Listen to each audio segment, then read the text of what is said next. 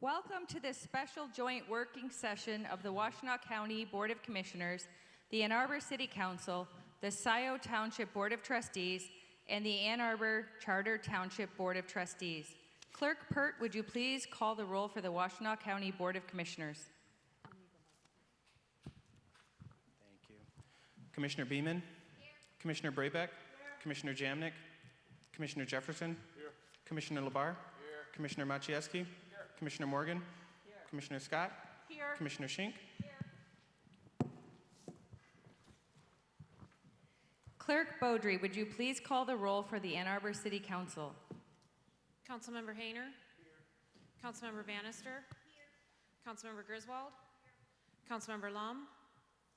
Councilmember Grand? Here. Councilmember Ackerman? Mayor Taylor? Here. Councilmember Eaton? Here. Councilmember Nelson? Councilmember Smith? Present. Councilmember Rumlawi? Here. We have a quorum. Clerk Flintoff, would you please call the roll for the Scioto Township Board of Trustees?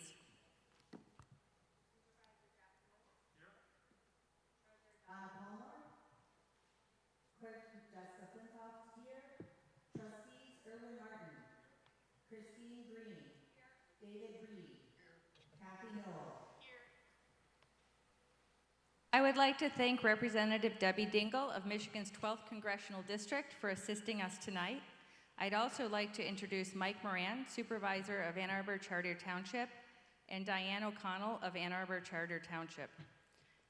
Also, I would like to thank all of those who have so graciously helped to make this event happen, in particular, Mark Smith of Michigan Innovation Headquarters,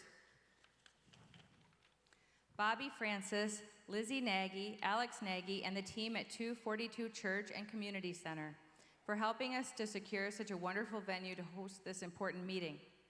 And to the members of Project Greens and Lori Roddy from the Neutral Zone for volunteering to help with sign and directions for this event.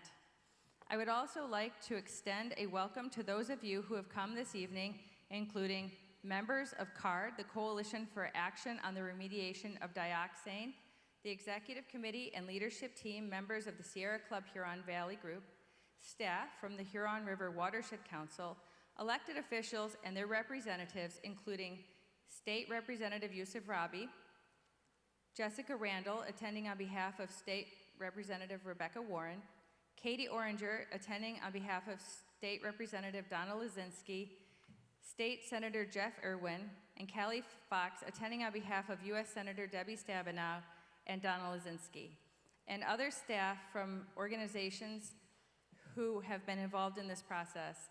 And most of all, I welcome the members of the public who have taken the time out of their busy schedules to attend this evening. We have a very full evening ahead of us tonight. We're going to start with citizen public comment, and then the elected officials will have the opportunity to respond to the public comment. Then we're going to have Kristen Schweihofer, the Environmental Health Director at the Washtenaw County Health Department, provide a brief presentation on the background of the Gelman plume, and then Representative Dingell will be moderating a discussion amongst us on the stage. So it's good to see so many members of the public here tonight engaged in this incredibly important issue. We appreciate you taking the time to be here with us. One of the main questions we are grappling with tonight is how do we go forward most effectively? Many of you may want to let us know that you don't care how it gets cleaned up, you just want it cleaned up as fast and as effectively as possible. Others may have a personal story or specific information that you want to convey to us. For those of you who wish to make a public comment, please limit it to 3 minutes or less. If you would like to let us know now by a show of hands that you would just like to see it cleaned up as quickly and effectively as possible, please raise your hand now. Thank you. Okay, now we're going to do, for those of you who want to make a specific comment, do we have a list? Is someone called their name? Okay, when you hear your name called, please come up to the front and make your comment. And there's a timer who's going to let you know when you're getting close. Dan Ezekiel, please.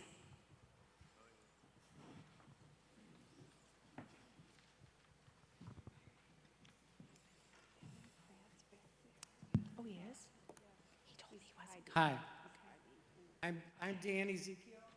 I live on the Old West Side of Ann Arbor, and I'm the chair of the executive committee of the Sierra Club's Huron Valley Group.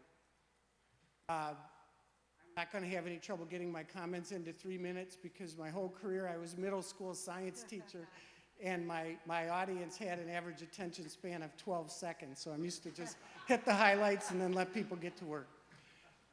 So I have 2 points I'd like to make. The first point is, well, actually, thank you, Congresswoman Dingell, thank you, Commissioner Schink, thank you, Commissioner Morgan, and all you elected officials for having this meeting, and thank you for listening to us. My first point would be, I'd like all of you elected officials to petition Governor Whitmer to ask the EPA to make the Gelman Plume into a Superfund site, and that's the official position of the Huron Valley Group. And our reasoning is pretty simple. We've tried another strategy now for over 30 years under state law, and it hasn't worked. The plume is still spreading, the aquifer is still contaminated, it hasn't been cleaned up. So our reasoning tells us if you've tried a strategy in good faith for more than 3 decades and it hasn't worked, and there is a credible alternative, then it's time to try that alternative. The other point I'd like to make, and if you were my student, like Commissioner Labar, you would have heard this before. It's easier to prevent a pollution accident than it is to clean one up. And at the Sierra Club, we try to walk that walk. For instance, probably our primary advocacy point right now statewide is to get Line 5 out of the Straits of Mackinac now. And when that, you're eating my time. When that happens, then the beaches will stay pristine, and we won't have to come to a meeting like this decades later to debate about what's the least ineffective way to clean up the oil out of the sand on our Lake Michigan beaches. And likewise, we're trying to get the legislature to ban farmers from dumping manure on frozen or snow-covered fields because that manure is going to wash into the lakes. And then later on, we're going to be at a meeting where we're debating what's the least ineffective way to mitigate toxic algae blooms. So what can we do? What can you folks do? What can we citizens do? I think there are 3 things. First of all, we can lobby the legislature to return Michigan's anti-pollution laws to their former robust polluter pays standard. And I think that would be a significant deterrent to people who were considering whether or not they wanted to do something like what Gelman did here so many years ago. Likewise, on both the federal and the state level, we need to lobby for chemical laws that test the chemical before it's released onto the market. And lastly, we need to vote every time, and we need to hold our candidates accountable that they're going to protect the planet, not the profits of the polluters. Thank you.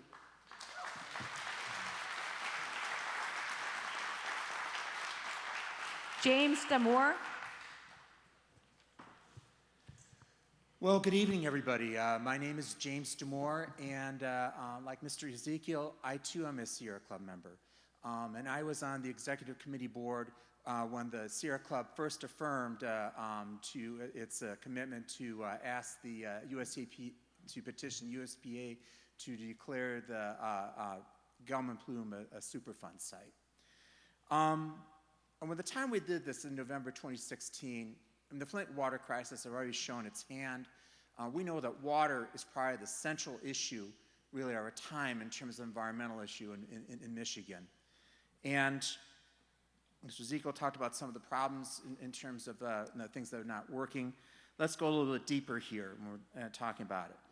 The MDEQ's plan at the time has always been this a prohibition zone that essentially let the current practices allow for dilution and dispersion, protect the public's drinking water, access to drinking water, but not really provide for cleanup. Obviously, that hasn't worked. Under the EPA, under Superfund, we can develop a responsible plan for cleanup. Having a responsible plan for cleanup would mean, yes, the Eagle or MDEQ's replacement would still be probably the lead in terms of we'll be working with it. but we would have federal standards. In addition to just the drinking water standards and in terms of protecting our aquifers, we could have a total cleanup of the site rather than mere mitigation and dispersion. We can also talk about vapor intrusions, which maybe we'd be concerned about at this site, which is something that others can do a better job than me in talking about. Also, under a U.S. mandate, we can bring all the parties on the same page. It's obviously no crystal stair. There are certainly concerns that we have with the federal government, with the agency right now, but under Superfund, we have a responsible party that has the funds to pay for this cleanup in Danaher. And we can enforce to have that polluter pay using existing methods that we have before us. I really urge everybody before here to come together and move forward under a plan, petition Governor Whitner to declare the Plume a federal Superfund. And quick thanks to Debbie Dingell for really putting everybody together to making this happen. Thank you. Maskin Sabibia Fahumi. Thank you, that was great. I want to thank everybody who's here, but I want to say that the upshot of 30 years of working of the city with Department of Environmental Quality, with the EPA, in the good old days when the EPA actually had some teeth, is that right now we have the largest plume we've ever had. We have the biggest dioxane contamination probably in the world. So what I'm saying is, do not pin your hopes to this EPA, Trump's EPA, which is effectively dismantling the list of Superfund sites. So go ahead, by all means, if you want to go that route, but do not stop at that. Put a millage to the public. Ask them if they want to drink clean water. And I assure you, they will say yes. They will pick clean water over fancy apartments they can't afford to buy. So go ahead, please ask us, put a millage to the public. We want clean water to drink. This route of going to Superfund, first try to get on Superfund site, then try to get a feasibility study, that will take another 30 years. Effectively, it will be waiting another 30 years while our precious ecosystems get even further, polluted. That's the nice word to say. So anyway, that's all I have to say. Thank you. Vince Caruso. Hi, my name is Vince Caruso. Thanks everyone for coming tonight. Thanks Congresswoman Dingell for organizing this. I'm a founding and board member of CARD, founding member and organizing member for the Allen's Creek Watershed Group, and a former member of the Sierra Club XCOM as well. I think it's pretty clear that Gelman is dragging their feet as much as they can for as long as they can. And I think that, combined with the fact that we have a state organization that is not up to speed to handle this kind of contamination. For example, Bob Wagner, who was the deputy director and was their water specialist, told us at a town hall meeting that the Barton Pond has a natural blocking agent that will not allow the pollution to get into Barton. And a week later, we had a CARD meeting, and the geologist who's worked on this for 20 years and is now chair at CMU, when I asked Larry Lemke, is that true, what Bob Wagner said? He said, absolutely not. He said, there's no blocking agent. He said, in fact, there's a preferred flow. Once it gets past M14, there's a preferred flow right into Barton Pond. The prohibition zone was set up to protect the community. Within a year, they had to move that prohibition zone toward Barton Pond to the north. So much for protecting the public. They may have to do that again, as a well near my house is actually reading too high, and it should be part of a decision to potentially spread the prohibition zone south. We have many wells at risk in the townships. And the recourse for these wells are not that great. There's a lot of issues with well replacement, people losing septic systems and paying for sewer lines. People have moved out because they just couldn't afford to pay that extra money, even though Gelman paid for the water line, but that's not quite enough. There's not enough wells in the North Prohibition Zone. The CARD group had asked that more wells be added when they moved the Prohibition Zone north. The MDQ wanted it as well, and the Judge Sheldon would not allow it. So here we have dueling organizations, unfortunately not working together. The other major issue we have, or another major issue is the near-surface groundwater exposure that we're getting now at West Park and Slauson Middle School areas.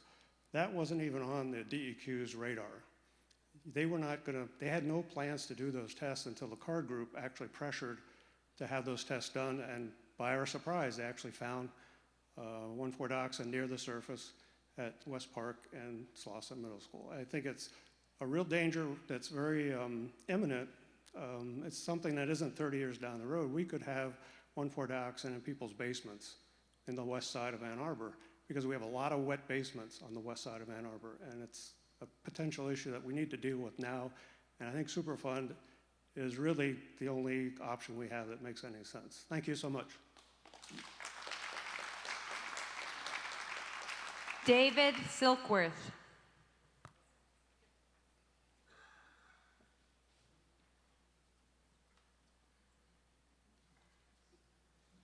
Good evening. My name is David Silkworth, and I'm a resident of Ann Arbor. I'm here tonight to discuss, to ask all of you to ask the governor to petition the EPA to declare the Gelman site a Superfund. And the reason I'm asking that is because we have an extremely contaminated site, but we also have a really great federal agency with both the resources and the ability to clean up the site and to restore our aquifer to safe drinking water standards. We can do this if we just get behind this and put our heads together and ask this to be done. Not only that, but not only can they restore our aquifer and clean up the site, but they can also hold the responsible party accountable. And I think that's an outstanding end result for this. So please petition the EPA, or please ask the governor to petition the EPA. And, I also want to, and let me just say, when you take into account the fact that this isn't going to have any negative impact on property values because of the way that the Superfund would be defined, I think really this is just a no-brainer. Thanks. Beth Collins. Hi, my name is Beth Collins. Thank you for all being here tonight. I live right across the street, and it was Scioto Township until we were annexed into the city because of the Gelman plume. I think there's 2, possibly 3 plumes that run under my house, and it's the highest concentrations of dioxane in Ann Arbor. I followed this my whole life. I grew up in Ann Arbor. I moved away and kept following what was happening, and it's kind of funny that I live right there, but I just thought for sure by now it would be cleaned up. When you read all the Ann Arbor District Library articles, one of you once said it makes your head spin. It really does. The blunders that happen from, none of you, but people on MDQ, DNR, and our elected officials. So I'm hoping that this is a good sign that we're all coming together to hopefully get the EPA, Governor Whitmer to petition the EPA for the Superfund.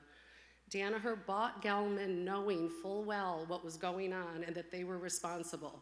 They have slowed down the pump and remediation. There's pumps all over town that we don't even really notice, so I don't think adding a lot more would be a big deal. We just need to up this and get it going. What else did I want to say? The prohibition zone is a joke. Like Vince said, when it went outside the prohibition zone, they just drew a new line and made it bigger.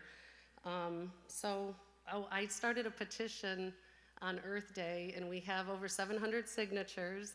I'm sure I could get 7,000. I haven't even really tried. The residents really want this to be cleaned up. I'm glad to see that there is 242 Church here and of the development, because it's much better than looking at just the well over here and the big lagoon. That's very depressing. So as a neighbor and a resident, I'm hoping that we'll get the EPA to help us. Thank you.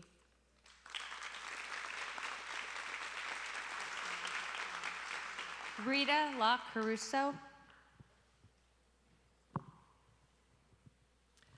Hi, and thank you. As other people have done before me, I want to thank you all for your continued involvement and engagement with this problem.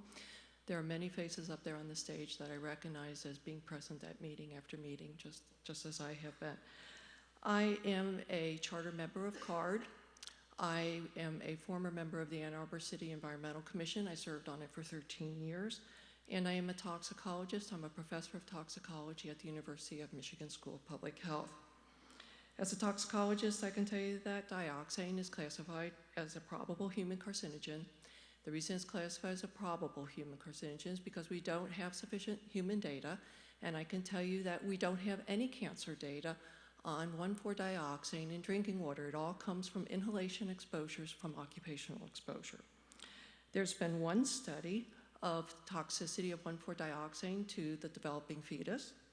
And there has been one study regarding breast milk, and it was a modeling study, and it predicted that 1,4-dioxane of 13 very common solvents like trichloroethylene and perchloroethylene, of those 13 that were tested, 1,4-dioxane far and above was most likely to move into human breast milk from the blood. So dioxane, it's a persistent water contaminant. It's a worldwide problem. Don't think this is just a local problem. We've been living and battling with this problem for almost 30 years now, and it's time to clean it up. I am in favor of restoring our groundwater, which is probably our most precious resource, to its prior state, and that can only happen under Superfund.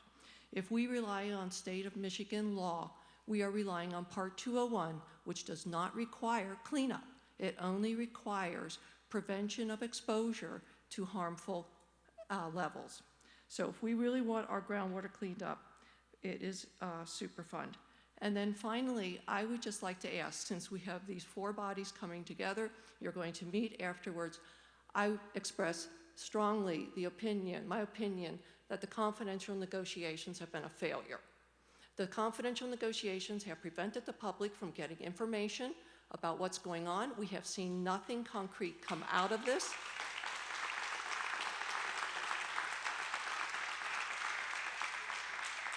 So I ask you in your closed session, if you can agree to nothing else, will you please agree to a date on when you are going to end these confidential negotiations? Thank you. Nancy Schiffler.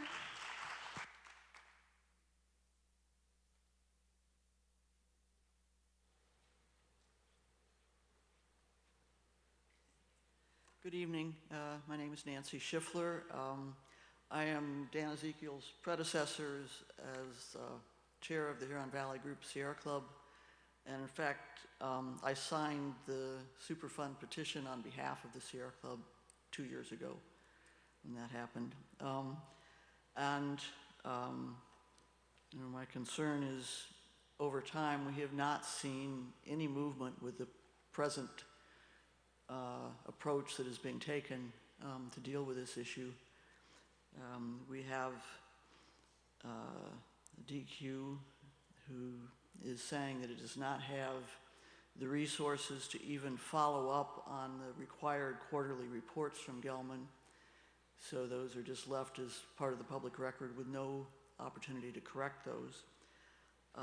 We have had, over time, the DQ making promises to try to push issues more, but losing court battle after court battle on those and getting nowhere. And then even as the court judgment process was expanded to include Ann Arbor and Scioto Township and the county and Huron River Watershed Council, we got more legislative or legal delay from Gelman. And at this point, the city has spent some $800,000 just trying to get to deal with the legal issues, and still nothing has happened. So I think it's really time that we look at urging the governor to sign a concurrent statement to the EPA for Superfund status, and to begin that process. There's never any complete guarantee that that's going to solve everything we want solved, but the EPA certainly has more leverage in terms of what it can require and the extent to which it can require Gilman to pay for it. So I urge you to take a united stand, as Representative Dingell has pushed for, and let's start this Superfund process and get it going. Thank you. Rita Mitchell.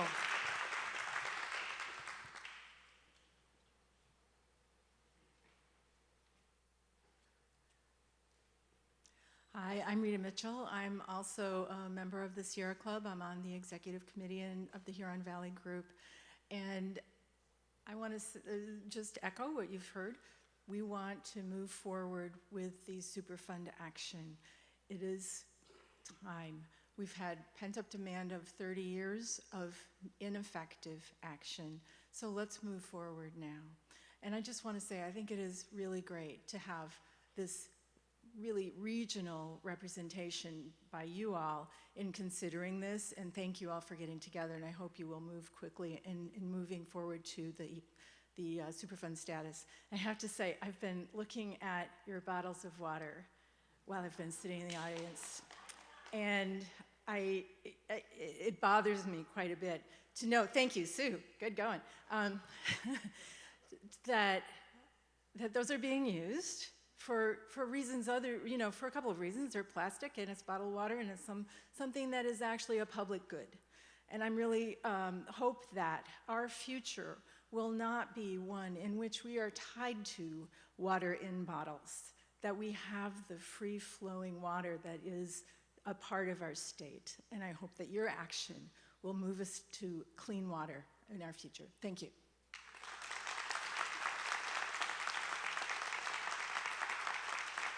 Leslie Beamer.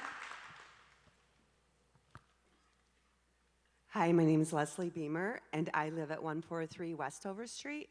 I've been there 11 years, and that's just across the street. Also, this is the church I belong to and the community center that I come to 3 to 4 times a week with a baby. So I'm excited that you're all here to clean up a problem that's been going on for 35, 40 years. I'm excited that this is a team that will, for here and now, move forward on this and wait no longer more. I just want to encourage all of you to do the right thing. I also worked in behavior and with children, and this behavior has been going on, this bad behavior has been going on for too long, and I know now you will be changing your ways, and I'm excited to see what's going to happen next. And also, 11 years ago when I purchased my house, my real estate agent did not tell me about Dioxane and did not share that selling point of our water system. So thank you so much for being here. Roger Rail.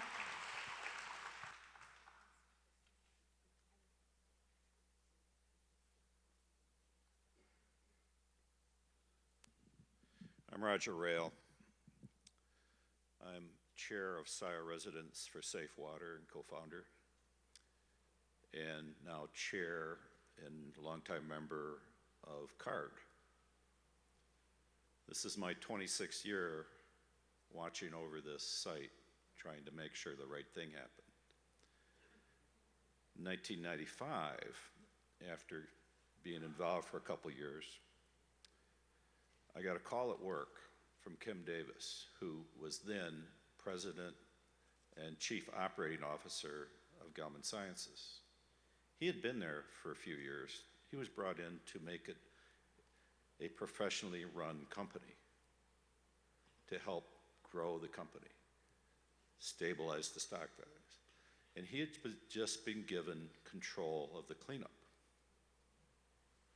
And his task, as he put it in a public meeting in October 1995, was to get the cleanup off the front page and onto the bottom line.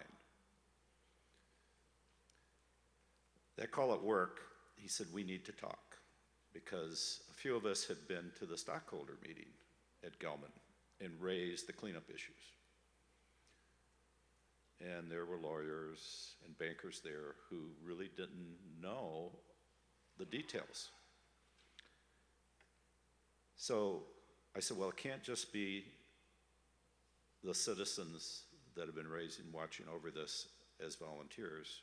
It needs to be all of the local governments involved. So we got together all of the representatives, a representative from each governmental entity, and we met for several months from 95 to 96 to come up with this solution. And the solution was they were going to use a flushing method to clean up and re-inject, and only if that didn't work were they going to discharge to the tributary of Honey Creek. Before that, they were going to discharge 60 or 100 parts per billion. With this solution, we got them down to 0 to 3 parts per billion, which was the standard that all of the local governments had passed resolutions to adhere to. In fact, the township, Scioto Township, had their one card to play, and they built that into the agreement for the mega grant that was going to keep Gelman here to grow the company. So that solution was in place till the spring of 96, and then in secret, Chuck Gelman took the cleanup back away, reneged on the township agreement, and went back to 60 to 100 parts per billion.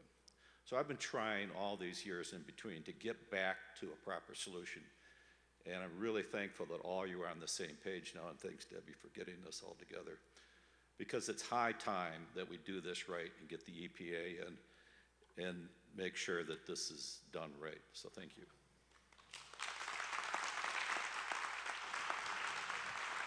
State Representative Donna Lazinski.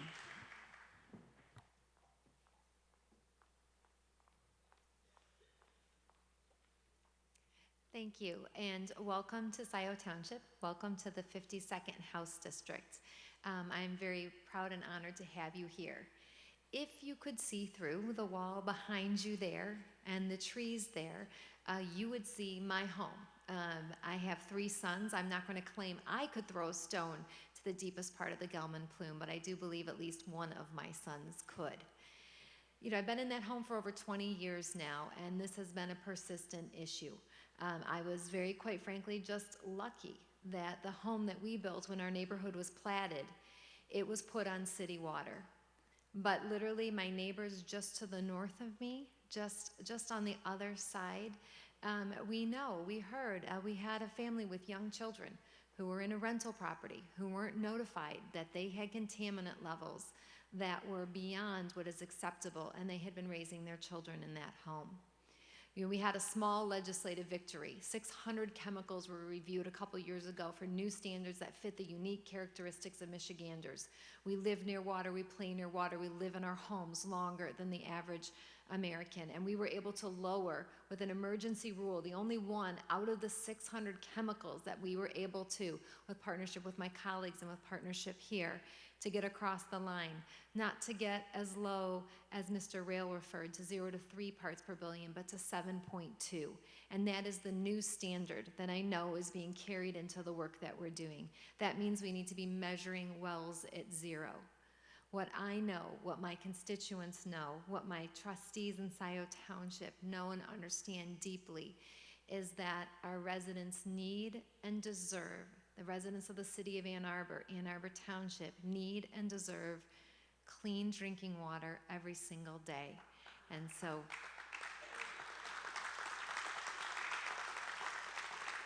I stand here not just as the state representative for this area, working with my colleagues every day at the state level, but as someone who is working alongside you, will take your message where it needs to go, along with Congresswoman Dingell and the wonderful work she's put in for this, and really been a mentor and taught me how to work these complicated levers that we must all work together to get this done.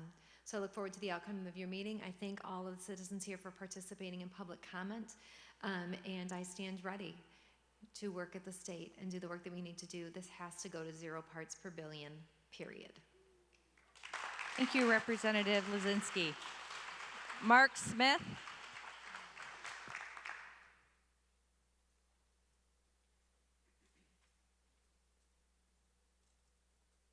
expect it's going to get a lot quieter here in a minute. Good evening. My name is Mark Smith. I live at 4144 West Liberty here in Scioto Township. I've been a lifelong resident of this township.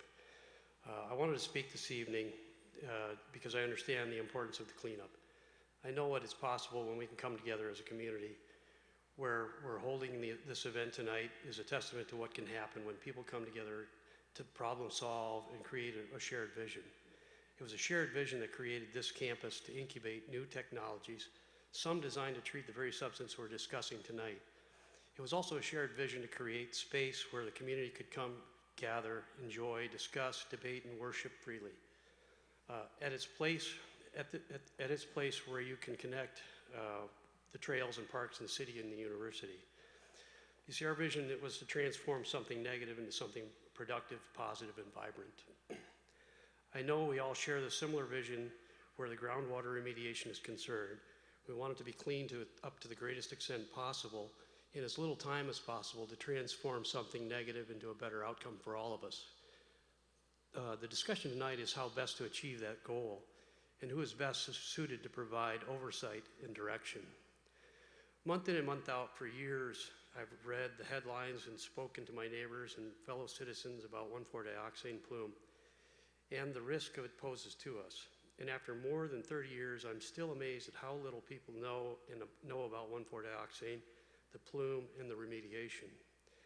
When I read the headlines, I'm often led to believe that the contamination of my drinking water is imminent, the exposure at any level is certain to result in cancer, that my basement and building will fill with 1,4-dioxane vapor, and that the plume is on a collision course with the Huron River, or worse yet, Barton Pond, the main source of the city drinking water.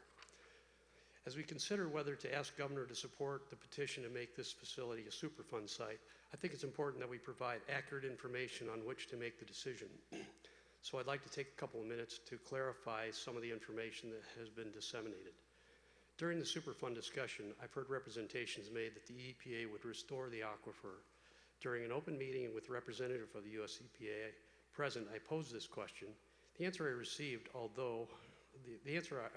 was, although the EPA has had some success in restoring aquifers, they would not pursue such a course here because there is little to no risk to drinking water supplies.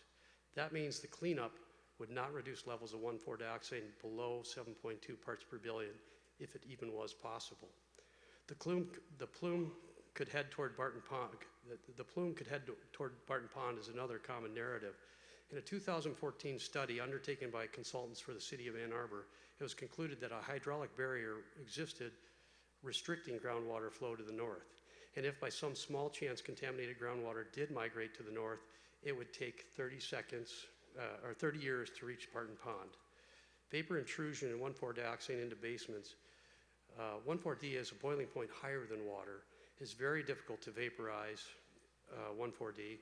This is why traditional air stripping treatment methods are ineffective for treatment.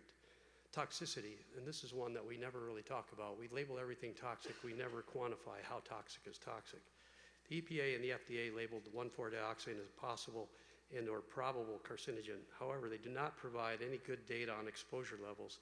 If you're truly concerned about exposure to chemical, then you should stop using lotions, sunscreens, cosmetics, shampoos, detergents, and other consumer products that contain this chemical at up to 25 parts per million. Thank you, Mr. Smith. If I could conclude, please. The reason I'm passionate about this is I've been here since day one. The first two samples that were taken, one of them was taken from our farm. Words matter and the headlines matter. The headline that read in the paper early after that sample was taken showed our farm. We were running an active UPIC business at the time. It wiped out our farm literally overnight. Since then, I see these headlines which come out at different times, and it has literally cost this community hundreds of thousands of jobs for companies that were considering putting down roots here, saw the risk of being associated with a 1,4 or Superfund site, and backed away. The last point I want to make is that Superfund designation has historically shown a 15 to 30% hit to property values in the community that it's labeled. And that runs for the length of the time that it's listed as a Superfund site. And so that's a huge hit to a lot of small property owners here in this community. Last point I'll make is that, Sorry, I lost my place here. Yep. So as I said, thank you for your time and Thank you. consideration. Michelle Cody?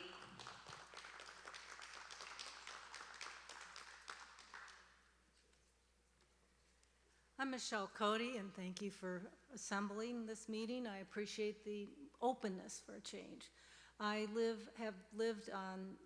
a SIO resident for over 31 years, and I strongly support requesting the EPA to intervene and to review for this as a Superfund site.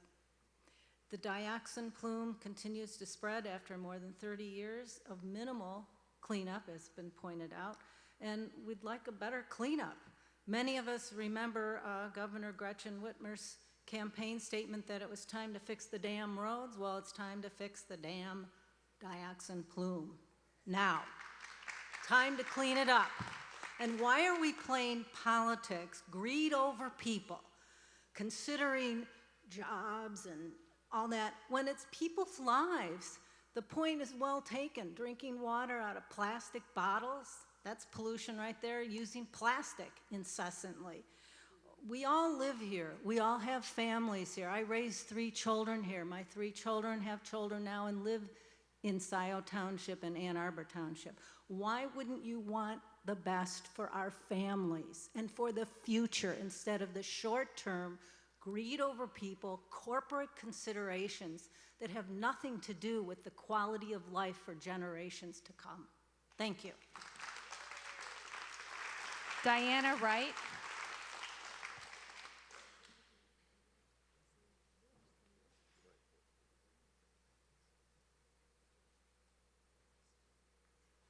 Hello, my name is Diana Wright.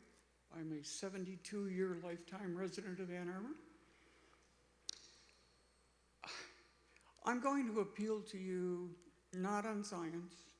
There have been a lot of people talking that have that much more clear in their presentation. I'm here to talk about the emotion, which is, I believe, in the end, the bottom line. This is not a political issue. We've got an awful lot of horsepower up here on the stage. But turn and look at the next person beside you and tell yourself it's not about politics. Exposing our children and our children's children, echoing the previous speaker, to a known carcinogen is not politics. It is not about money. A few people have mentioned property values. I agree.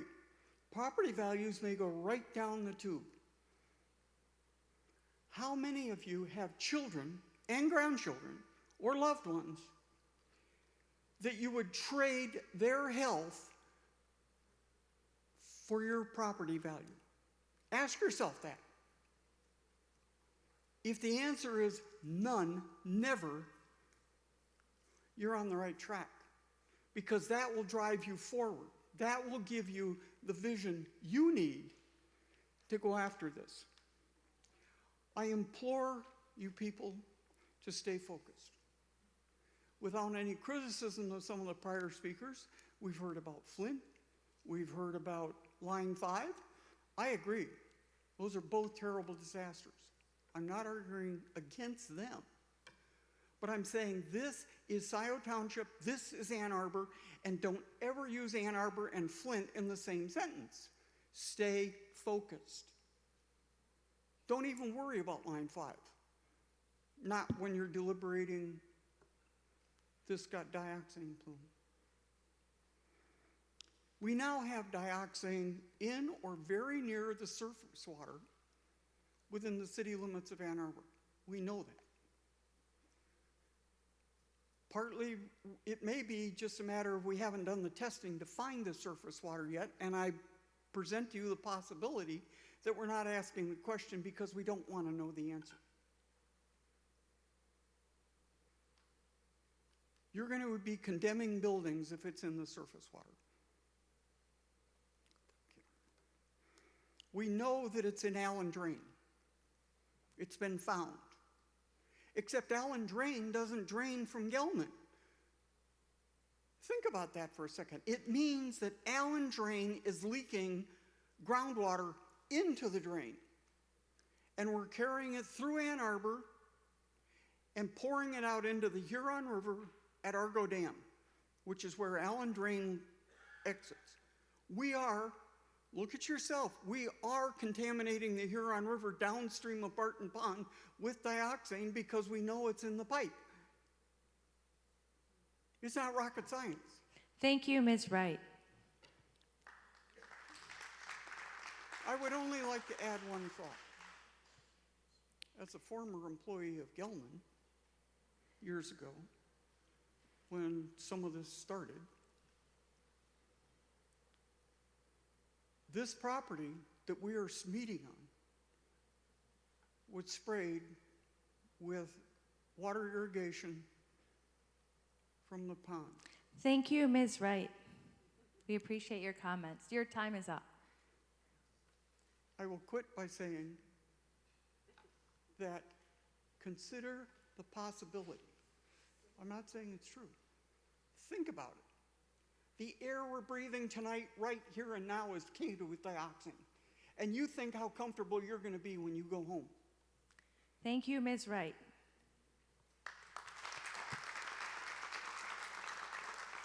Concludes the public comment portion of the meeting. I'd like to recognize also that I see that Water Resources Commissioner Evan Pratt is here. Thank you. And Ellen Rabinowitz, the Director of the Washtenaw County Department of Public Health. They've both been very engaged in this process. Because this is a Washtenaw County Commissioner working session meeting, we now have time for Washtenaw County Commissioner follow-up to citizen participation. There will be time for all the officials to speak in a few moments, but this is the moment for Washtenaw County Commissioner follow-up. Are there any commissioners who want to make a statement? Thank you. County Administrator, do we have a report? No report this evening. Thank you. The discussion item for tonight is we're going to have a presentation by Kristen Schweihofer, the Environmental Health Director of the Washtenaw County Health Department. She's going to give some background on the 1,4-dioxane groundwater plume. Thank you.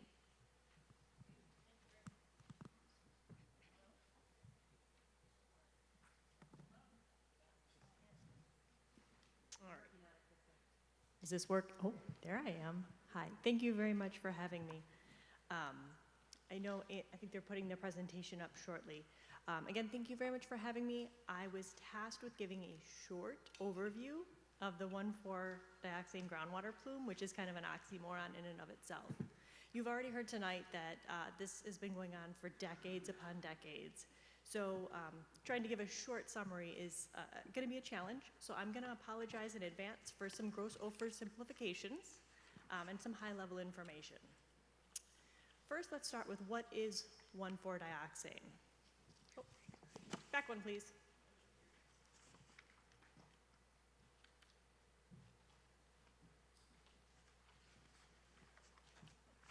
Okay, well, I'll keep talking while they figure that out. 1,4-dioxane is a solvent, and it's a stabilizing agent for other solvents. It's also an impurity found in a lot of common consumer products. Let's see if I can move this back. Ooh. Okay, there we go. Oh. Okay, sorry. Okay, I'm not going to touch it. We'll see what happens. As you've also heard, it's classified as a group 2B carcinogen, which means it's possibly carcinogenic to humans. Again, that's based on some limited information we have for inhalation. Hey, Kristen, Yes. would you mind speaking a little more into the microphone? Thank you. Sorry, is that better? Okay, I'm getting an echo, so I'm having a hard time hearing myself. All right, so 1,4-dioxane is a solvent, a stabilizing agent for other solvents. It's possibly carcinogenic to humans. Its chronic effects have been shown to be damage to liver and kidneys. There are currently no federal drinking water standards for 1,4-dioxane. And then back in October of 2016, the state of Michigan put forth an emergency order to lower the residential cleanup criteria for 1,4-dioxane in drinking water from 85 parts per billion down to 7.2 parts per billion. Some other properties of 1,4-dioxane include the fact that it likes to be in water. It doesn't want to stick to soil. It wants to move quickly from that soil into the groundwater. And in water, it's been shown to be relatively stable and not to break down. You may come into contact with 1,4-dioxane when you use it in cosmetics, common detergents, as well as shampoos and other soaps. So again, so a little bit of background. From 1966 to 1986, Gelman Sciences, also referred to as Gelman, used 1,4-dioxane in their manufacturing process as part of the creation of medical filters.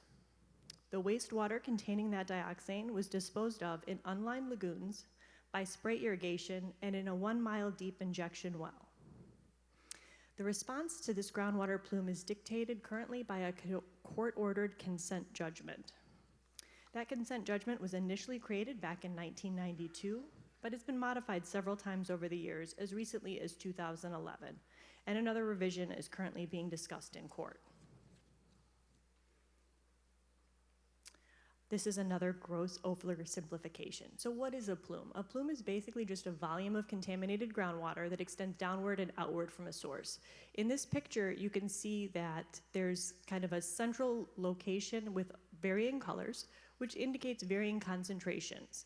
What this picture doesn't show, and I don't know why, is that it looks like there's some ground basically floating on a whole pool full of water.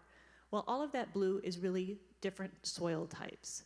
It's going to be a wide variety of things that let water flow easily through it, as well as let water or aquitard areas where water doesn't want to flow as easily. The shape and movement of the contaminated groundwater is very much affected by that local geology, the materials present in the plume, as well as the flow characteristics.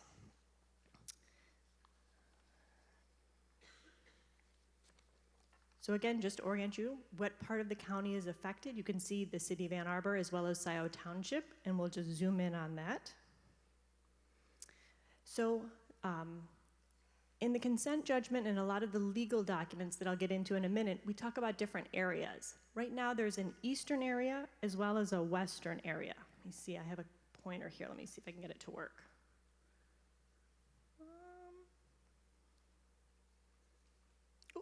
There it is. Okay, so we're here, this little arrow pointing to us, and then the western area has a non-expansion objective, and the eastern area has this prohibition zone.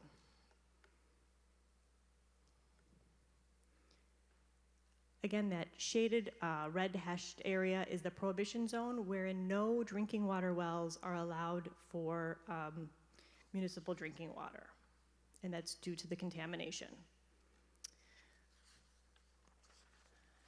The yellow outline shows the estimated, and again, this is estimated 1 part per billion plume boundary. That's basically anywhere where we've been able to detect the 1,4-dioxane using the current laboratory methods.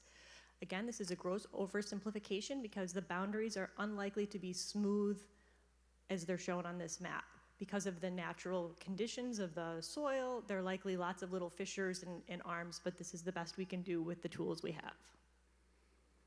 The red is the estimated 85 parts per billion plume boundary. And again, that was the, what is under the current legal consent judgment as the drinking water criteria, because the 7.2 is for everything outside of the current consent judgment, and that's part of where the legal conversation is right now. So that red, again, oversimplification, and that's anything that's 85 or above. So again, it doesn't show as high as it's going to go, it shows that it's at least 85 in that general vicinity. I also wanted to address all those little blue dots are drinking water wells for residents. And then the areas that are shaded in lavender are ones that the Washtenaw County Health Department has partnered with the current Department of Environment, Great Lakes and Energy, EGLE, formerly DEQ, to sample over time. So some of those areas get sampled every year. Some of them get sampled on a different frequency, but those are the ones that are closest to the plume and we feel have the highest risk of being contaminated and have sampled. Moving on, these are all of the monitoring wells. All of those little circles are monitoring wells that are drilled at various depths that give us information as far as what is the level of contaminant, as well as how deep is the contaminant, and information on groundwater flow. So we have, at last count, a little north of 200 monitoring wells all throughout the plume. Now, obviously, there's large areas where there's not a lot of monitoring wells, and in that area, we don't know what that data is.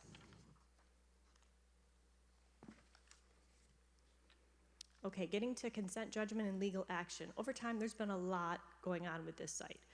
Again, as I mentioned, that 1992 was when the consent judgment was first enacted. And that was really enacted to address the cleanup and to provide the state recovery response costs of $1.1 million. Then in September of 1996, the first amendment to the consent judgment was put forth. And that amendment included changes to the Part 201 rules, which dictated the site cleanup, and to establish new kind of cleanup schedules were needed.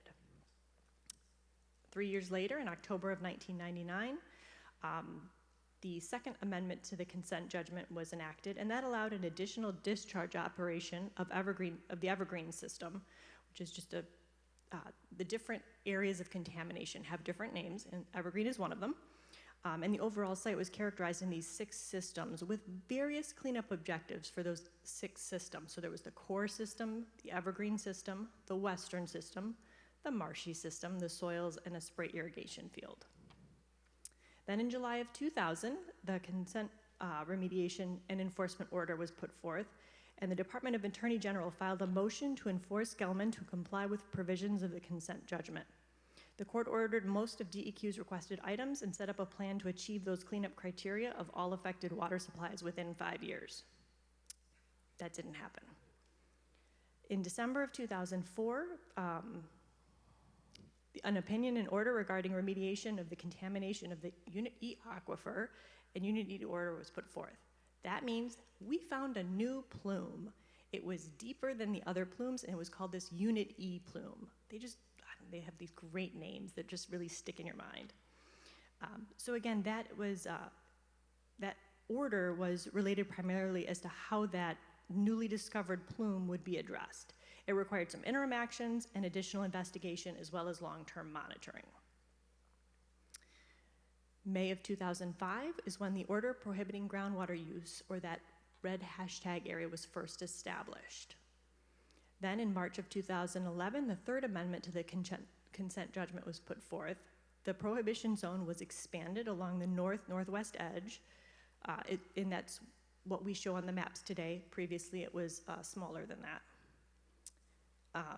In addition to that expansion of the prohibition zone, the overall objectives were changed somewhat. They condensed all of those 6 areas down to 3.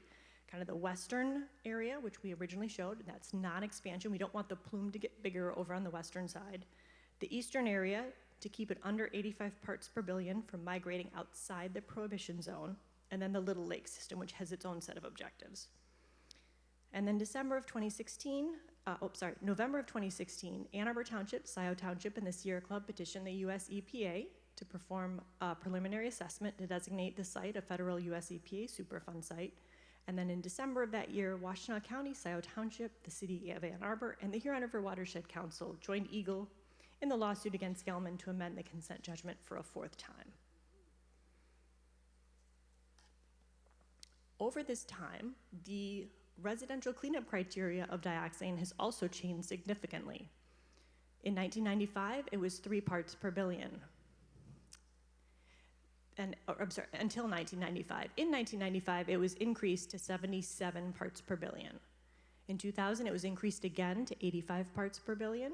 And in 2016, it was changed to 7.2 parts per billion based on some EPA IRIS data, which is the smart toxicology folks, via an emergency order that became final in October of 2017.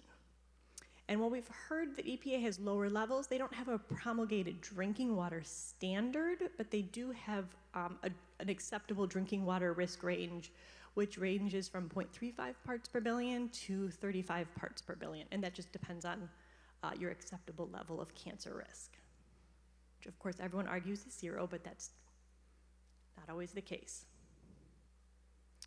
Okay, so current pumping and treating. Right now, there's some extraction wells. There's about 14 that are currently pumping water out of the site, and there's a total of 22 wells, but 14 are currently being used. And those extraction wells are used to draw contaminated groundwater to the surface for treatment. There's a requirement in the consent judgment of a minimum of 300 gallons per minute to be treated. The contaminated water is treated at the Gelman property using an ozone and hydrogen peroxide advanced oxidation process, and I'll get more, not too weedy, but talk about that more in a second. And then from October of 2018 to March 2019, there was a report that averaged 474 gallons per minute of water that was pumped and treated. So if you divide that out with a little bit of math, it's about 21 million gallons of water per month was the monthly average. And with that, there was a result of about a monthly average of 70 pounds of dioxane removed.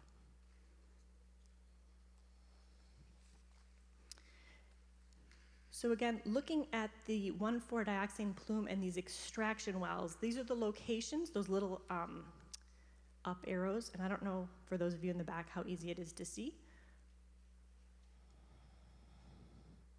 But you can see, again, we're here. There's a bunch of extraction wells on and near the Gelman property, and then these are the ones over in the Evergreen area that are extracting groundwater as well. I believe these have a 100 gallon per minute minimum, and then the ones on the property have a 200 gallon per minute minimum to reach that 300 gallon per minute criteria. Okay, so what goes out must be then addressed elsewhere, and that is where this NPDES permit comes in. That stands for National Pollutant Discharge Elimination System Permit. That's required for any discharged, pumped and treated water that has, that's gonna be discharged to a surface water body and still may have some chemical in it. So this treated water is discharged from Gelman to an unnamed tributary to the Honey Creek. This water eventually flows to the Huron River, and in this case, it's flowing to the Huron River upstream of the city's water intake. The treated water does contain 1,4-dioxane. Not all of it is treated out. And it also contains bromate, which is another suspected human carcinogen. It's created through the current treatment process that's used. Remember that slide 2 ago that I talked about? I said I'd talk about it again. The current treatment process does create bromate because bromide is a normal part of our groundwater, and the treatment process creates bromate. So the daily discharge of dioxane can be, as allowed by this permit, up to 22 parts per billion, but the monthly average is limited to 7 parts per billion. And in general, from Gelman's reports, that discharge is typically between 3 and 8 parts per billion to the Honey Creek, the unnamed tributary to the Honey Creek. And as I mentioned, that treatment process does create bromate, and that's a naturally occurring, it's because of the treatment process that creates bromate from the naturally occurring bromide in the groundwater, and it can be discharged up to a 10 part per billion monthly average, and the drinking water maximum contaminant level is also 10 parts per billion for that. Oh, and I forgot to mention, the current permit, I don't know how to go back, so I'm not going to. The current permit allows 1,300 gallons per minute of treated water to be discharged, and at this point, Gelman is in that 400 to 70 average, so quite a bit less than what is permitted to be discharged. And the current permit expires October 2019, and a new permit is currently under review by EGLE, the state agency.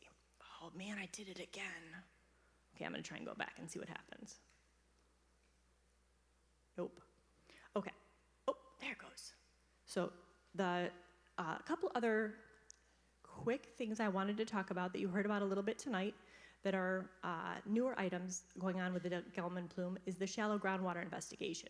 So in 2016, Gelman conducted a shallow groundwater investigation with EGLE oversight, and those sampling locations were based on groundwater depth maps and as well as input from residents. Those wet basements you heard about, people were encouraged to report those, and the Department of Environmental Quality at the time took maps, figured out where those basements were, and then figured out sampling locations. So for that initiative, 26 temporary wells were installed to a depth of 20 feet.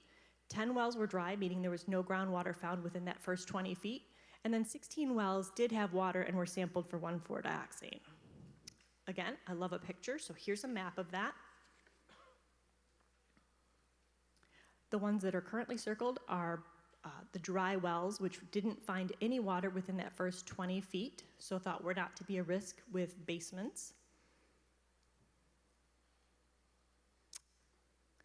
And the wells that were sampled were blue. Again, you can kind of see Huron Street. I'm trying to see what Liberty and right around, I believe it was Waterworks Park.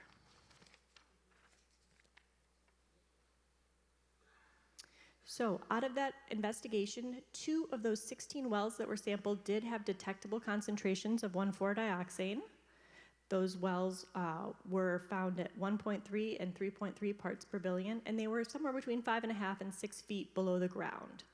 At this point, there is not a final rule for what the vapor intrusion criteria would be, but there is a 1,900 part per billion proposal number for groundwater that's in contact with the basements. Another initiative is some surface water, seep, and stormwater investigation. And so in 2017, 2018, as well as continuing on into this year, surface water locations were sampled, including Sister Lakes, Little Lake, West Park Pond, and locations along the tributary of the Honey Creek, as well as Honey Creek itself. Those samples, again, are being repeated this year, and just I chose a few, but there's certainly additional information on the Department of Environmental Quality's website. So Allen Creek did have, at the southwest corner of West Park, a detection of 19 parts per billion. Little Lake is 4.1 parts per billion. Third Sister Lake is 2.9 parts per billion. There was nothing detected in First or Second Sister Lake. That unnamed tributary at Jackson Road, 3.9 parts per billion. And the West Park Pond was non-detect. Again, you can see the X's here show some of those Allen Creek drain sampling locations. And again, that's going to occur every month between February and July of this year. And Gelman agreed to do that under Eagle's supervision. And again, those samples results through April include West Park southwest corner at 15 to 19 parts per billion. Chapin Street was between 8.7 and 9.8. Murray was 0.98 to 1.3, and others have been non-detect. And I just wanted to end with some of the primary community concerns. I think you've heard them all tonight. I think I've reiterated a few of them. Contamination of private drinking water wells. There's a number of communities, or a number of areas in our community that don't have easy access to municipal water. So if those wells were to be contaminated above our drinking water criteria, we would have a very difficult time getting a permanent potable water supply to those folks. Contamination of the city of Ann Arbor water supply is certainly a concern, especially given water coming into the Honey Creek that may be discharging upstream of the intake. Contamination of that Honey Creek and the Huron River, as well as exposure via shallow groundwater from a variety of locations. I'm including my contact information. If there's any other questions, I hope I didn't take too much of your time. Thank you.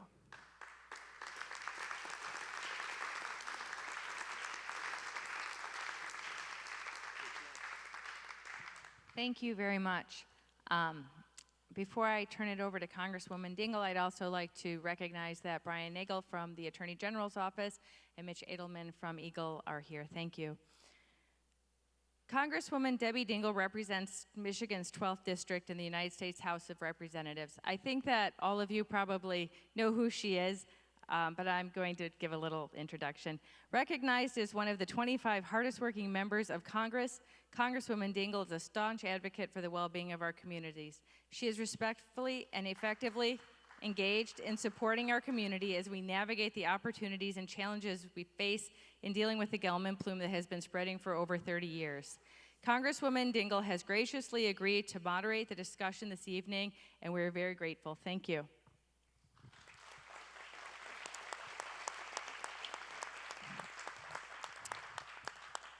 Thank you, and thank everybody. It's really good to be here with everybody. I kind of want to just frame one more point, which is why are we here? And the EPA notified me, and then a number of other people, that they would be stepping back after 2 of the communities. So we have 4 communities that are impacted. And as that was one of the best presentations I've ever seen on a description of the plume, so I thank you for that. 2 of the communities asked for designation of the Superfund site. 2 of the other communities have been involved in a court case, and there's not been a consensus opinion of how we should proceed. So EPA finished their preliminary assessment and said, unless, now in order for a site to be put on what's called the national priority list, or what many of you call a Superfund site, the governor must consent. So EPA notified all of us that had conducted their preliminary assessment at the site, that the site is eligible for further hazard ranking system assessment, but is now under state authority.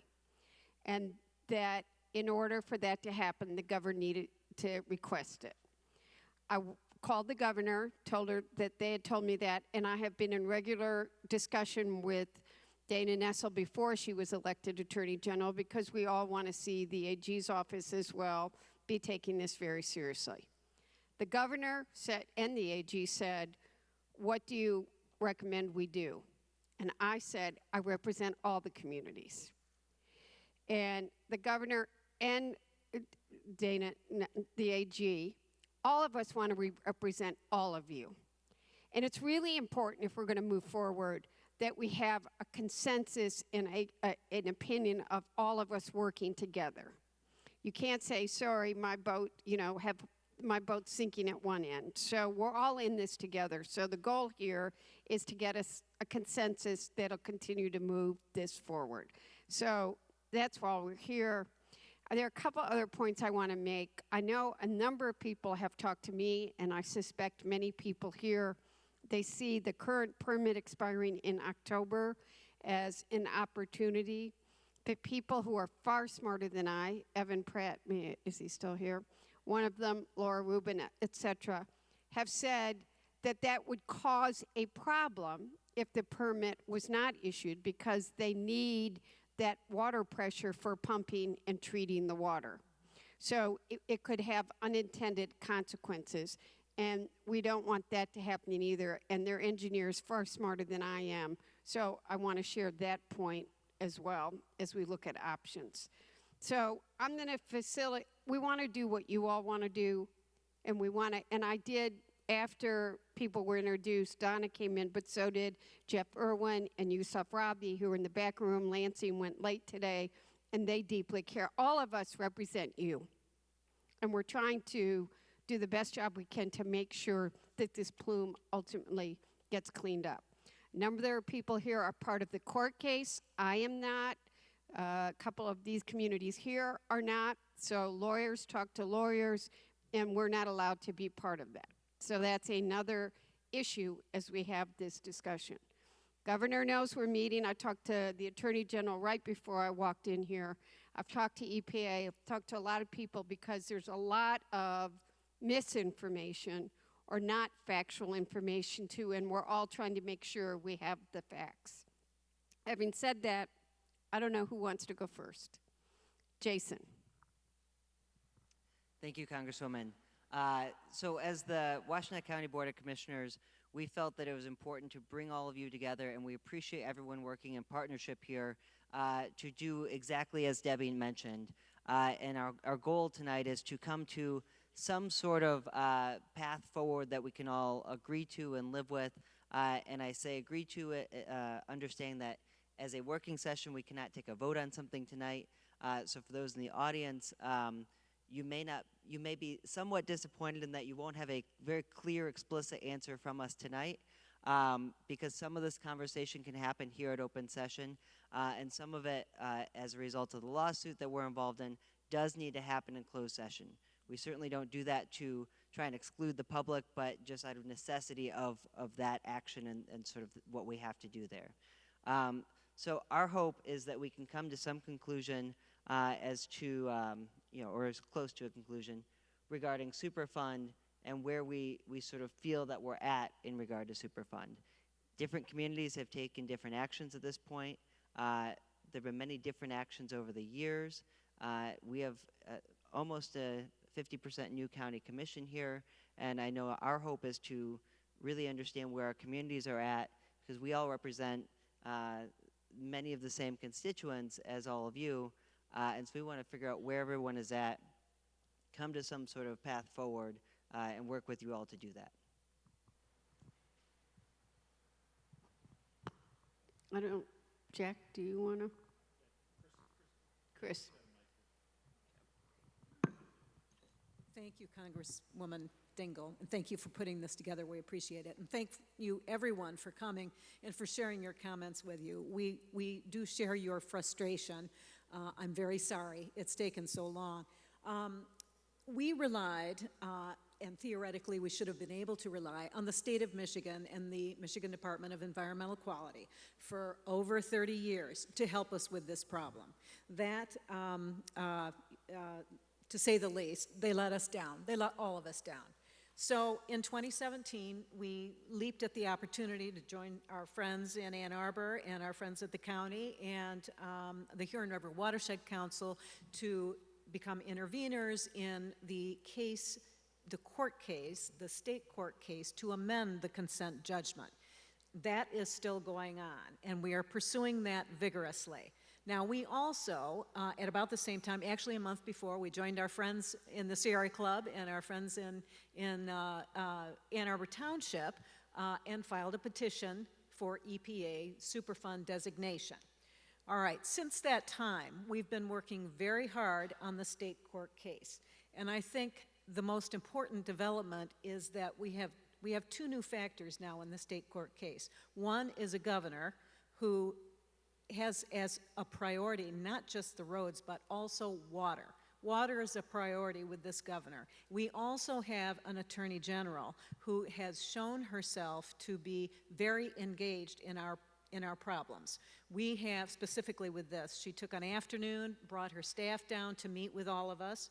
I thought it was a very productive meeting. We in Scioto Township have talked about that. We think this is an important new development. And our concern is we want to pursue everything. We want to pursue any remedy that's available to us. The court case, the EPA.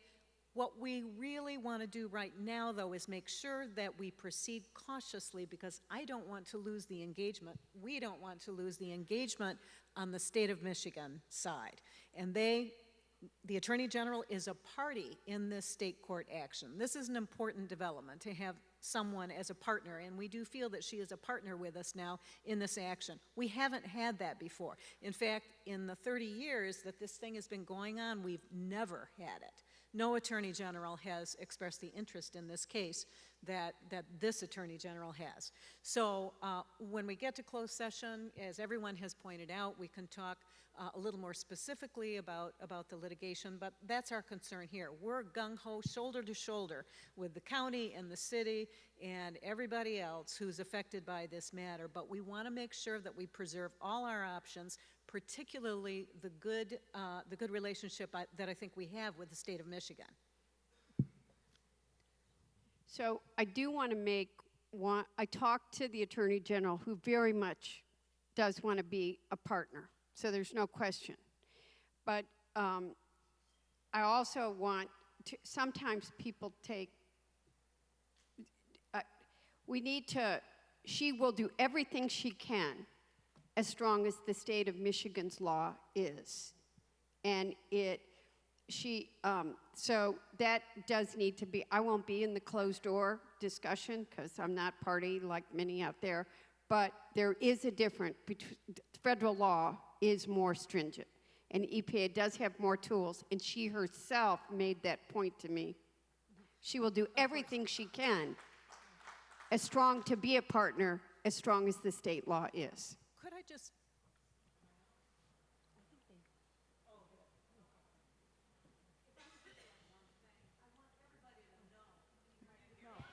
Talk in the microphone, they'll turn it on. Yeah. Okay. Hello. I just want to point out, this is one unpleasant truth that we all have to deal with. We have no guarantee that the EPA will designate this as a Superfund site. There is no guarantee. They may have more remedies available to them, but I think that is always in the back of my mind when we talk about preserving all of our remedies. So I've been hearing all of this, so I'm asking those questions, and that is true, and they said that at a public meeting. they have said that even though there's a lot of information on the site, EPA would still have to conduct its own sampling under a site investigation and perhaps an expanded site investigation to address any data gaps. Following the ESI, a comprehensive documentation record is prepared and then thoroughly reviewed to ensure it is legally defensible. They issue it about twice a year. It would probably take up to 3 years for that to happen, but they cannot begin it until the request is made.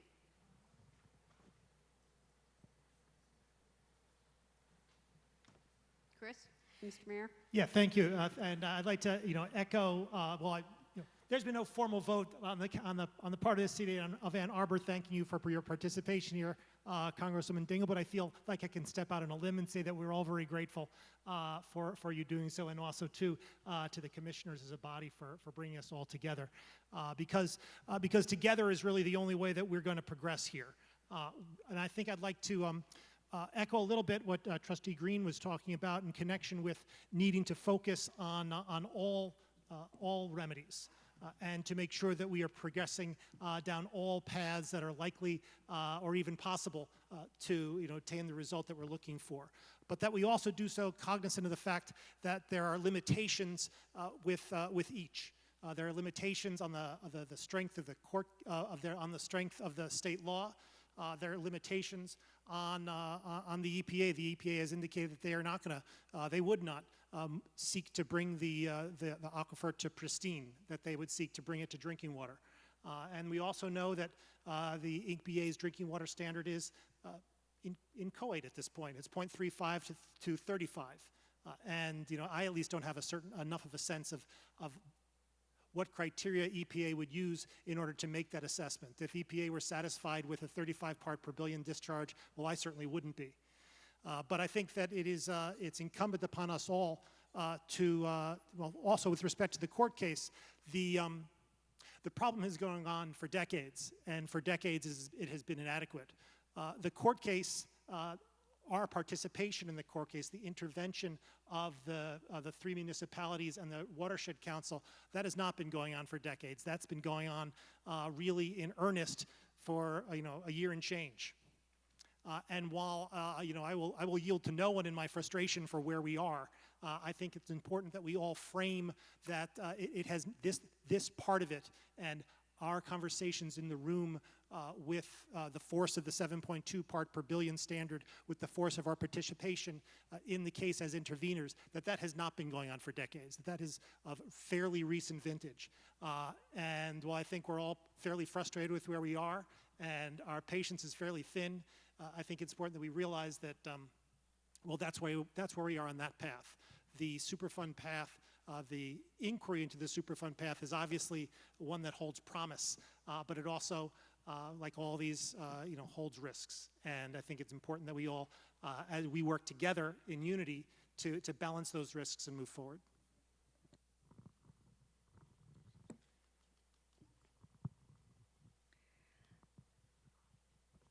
I'd like to make a couple of points. One is that it's my understanding that under current state law, what you saw as the prohibition zone, there's nothing requiring that being cleaned up. That's an aquifer that the city of Ann Arbor used to be able to drink and can no longer drink. Under EPA, it is possible, not for sure, but it is possible that might be cleaned to drinking water standards. Under state law, the dioxane will continue to flow and eventually it will reach the river and go out into the river, and that's state law. When I was in the session with the Attorney General, I took some notes, and my notes indicate, and I remember her saying, that she would work with EPA and EPA would work with the Attorney General, that she would fight for stricter standards, and she would expect that, but there's only so much she can do, right? She's not a legislator. That she would expect that what would happen under EPA would not be less protective than what is happening now, and she would work to make sure that that was true. I think those are important points for us to remember when we're talking about how long it would take for EPA Superfund to get going and what the possibilities might be. To me, it seems like that idea, that possibility is no less than what we have now and has a possibility to be much greater.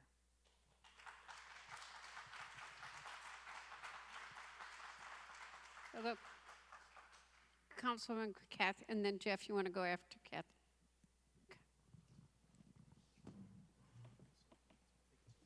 Okay, this is a very complex issue. Obviously, if it was a simple problem, we would have solved it decades ago. But I think that you can simplify some of the decision points. And one of them is that it doesn't have to be a sequential process. It can be a full court press. We can continue with the legal action. We can begin drafting the letter to petition for Superfund status. And we can also explore a millage, if necessary, to clean it up and then take legal action to try to recoup the cost. Now, that would be Plan C, and I hope we don't have to get to that. But in any case, I am committed to cleaning up this plume in less than a decade. I'm really thrilled, and I think the fact that we're having this meeting tonight with Congresswoman Debbie Dingell facilitating it is a major step forward. I feel like we're at least 10% there just by holding this meeting tonight. We've got the momentum. This is the tipping point where we're going to move forward. Another issue is technology. We always hear about the challenges of technology, whether it's for electric cars or radios, whatever. And in this case, the technology is there. Another Superfund site exists in Tucson, Arizona, where Gelman is cleaning it up to drinking water standards because it is the drinking water supply for Tucson, Arizona. We know how to do this. We simply need to have the will to move forward. And again, petitioning the EPA could make our legal case even stronger because we're showing that we're unified and we want to move forward now. Thank you.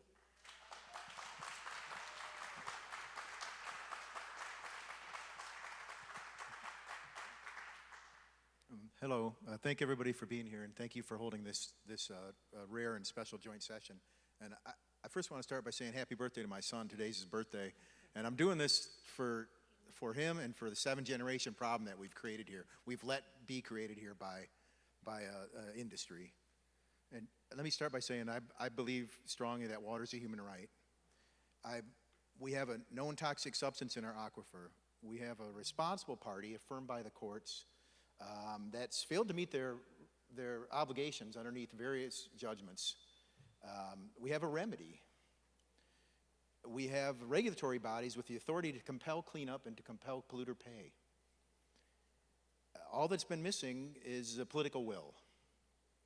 And I strongly believe that we have that here before us now. Elections matter. We have new boards, we have new councils and new authorities at the local level all the way up to the federal level. And this is going to turn in our favor. The public bodies need to face up to their responsibility to the people and to the environment. And it may be uncomfortable, but it's something we have to do. How can we fail to act? I won't fail to act. And I just want to say a couple things real quick. The state doesn't forgo oversight of drinking water criteria. If the EPA steps in, as they have been for the last 2 years, they've been staring over the shoulder of our friends at Eagle, and Eagle has been very responsive to CARD's request and other citizen requests in this 2 years since the preliminary assessment showed that this site qualifies for national priorities listing. We're 28.5. We meet the criteria for a cleanup. And the form that cleanup will take, we don't know. It could be source remediation, it could be additional pump and treat, a combination of all those things. There may be that the city and the townships have to set aside properties for the industrial operations that are a cleanup. It won't be pretty, but the sooner we start acting, the sooner it'll happen. The concerns about the time that it takes for EPA to act, they won't act until we do. We could have been there already years ago. There's probably folks at this table could have been at this table 8 years ago, the time it takes for a typical EPA assessment and remediation and listing. I believe that with the good work that the citizen scientists and Mr. Rail and the folks at CARD and others have done here at the county, that some of these assessment times are going to be shortened because we have so much data on this site. It's so clear what's been going on. The other thing about the NPDES permit, the discharge permit, we certainly can't halt the discharge because that means they're halting pumping and treating. And even at the minimal standard they're doing now, we still need that. We need to try and pull back the plume. But we do have a wish list for modifying that. And you can imagine what those are. Increased testing locations, accuracy of the testing locations. There's concerns that we're finding out that the outfall, the discharge in the tributary of Hunter Creek's being measured many parts of a mile away from where they indicated under the consent judgment it would be tested. So we have no clue that the dilution in the river is accurate. They're testing diluted surface water samples. And so we have a wish list for things. We have increased testing, and we want to make sure that there's a volume is given and granted in that permit, that the volume of discharge suits the amount that they need to do to increase this cleanup of this plume, not just maintain the prohibition zone, but draw it back before it's coming up in our basements, in our parks, and our kids are cleaning their cleats off and then dragging dioxane home with them. We can't have that anymore. And I have all the faith in the world in our water treatment folks here at the city. And I believe that the city of Ann Arbor needs to protect its water source. I believe that this is not only an environmental health issue, but it's an economic development issue, that if we don't protect water, I mean, water is the new gold. It's going to be the new gold. And we have a responsibility not only to ourselves and our community partners, but to the entire state of Michigan and the Great Lakes Compact states, that we do everything we can to protect the aquifers here in the state of Michigan, and the riversheds and the watersheds. And that's what we're here for tonight. It's June 6th. It's not only my son's birthday, it's D-Day. And D-Day is decision day to me here. And are you going to decide to act, or are we going to decide to kick the can down the road? And I think if we know what the right thing is to do.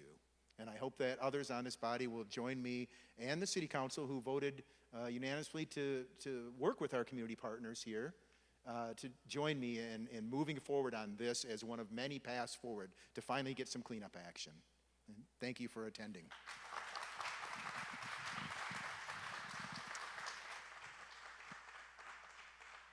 Commissioner LaBarre, but then it was suggested a little late that maybe you could each introduce yourself when we call on you and tell them who you are. We assume everybody knows each other, but we shouldn't. My name is Andy LaBarre. Aside from being Mr. Ezekiel's student, I'm a member of the Washington County Board of Commissioners. And I just want to say, I hope we can reach consensus. I think we can. The only thing I would ask is that neither option, either the pursuit of Superfund status nor continuation of the consent agreement and the legal route, be presented to the public as a surety or as a cure-all. I will freely admit my limited knowledge on this topic, but what has been made abundantly clear is the notion that the complexity beneath the surface and the size of the issue puts it on a span in terms of cost cleanup and in terms of time that is not easily replicable with a lot of issues that we deal with in local and county government. It's not a 4-year millage for road repair or that sort of thing. Whatever decision we come to, if we can agree to consensus, I'll close ranks with everybody here and anybody here and remain unified on that. Again, all I would ask, though, is that we not give a false sense that one option or the other gets us to that perfect outcome. I fear that perfect outcome is not available, and that we may be looking at what is the least bad option or what is the most mitigating option. My colleague Commissioner Jamnick said be realistic. I don't mean to be pessimistic, but I hope we can keep that in mind. And Mrs. Dingle, very quickly, thank you for convening us, and once again, thank you for your work to continue Mr. Dingell's legacy, a gentleman who wrote the act we are now able to consider. We really appreciate the Dingell family in Washtenaw County. Thank you. Thank you. Thank you, Commissioner. Supervisor Moran, would you like to? Yes.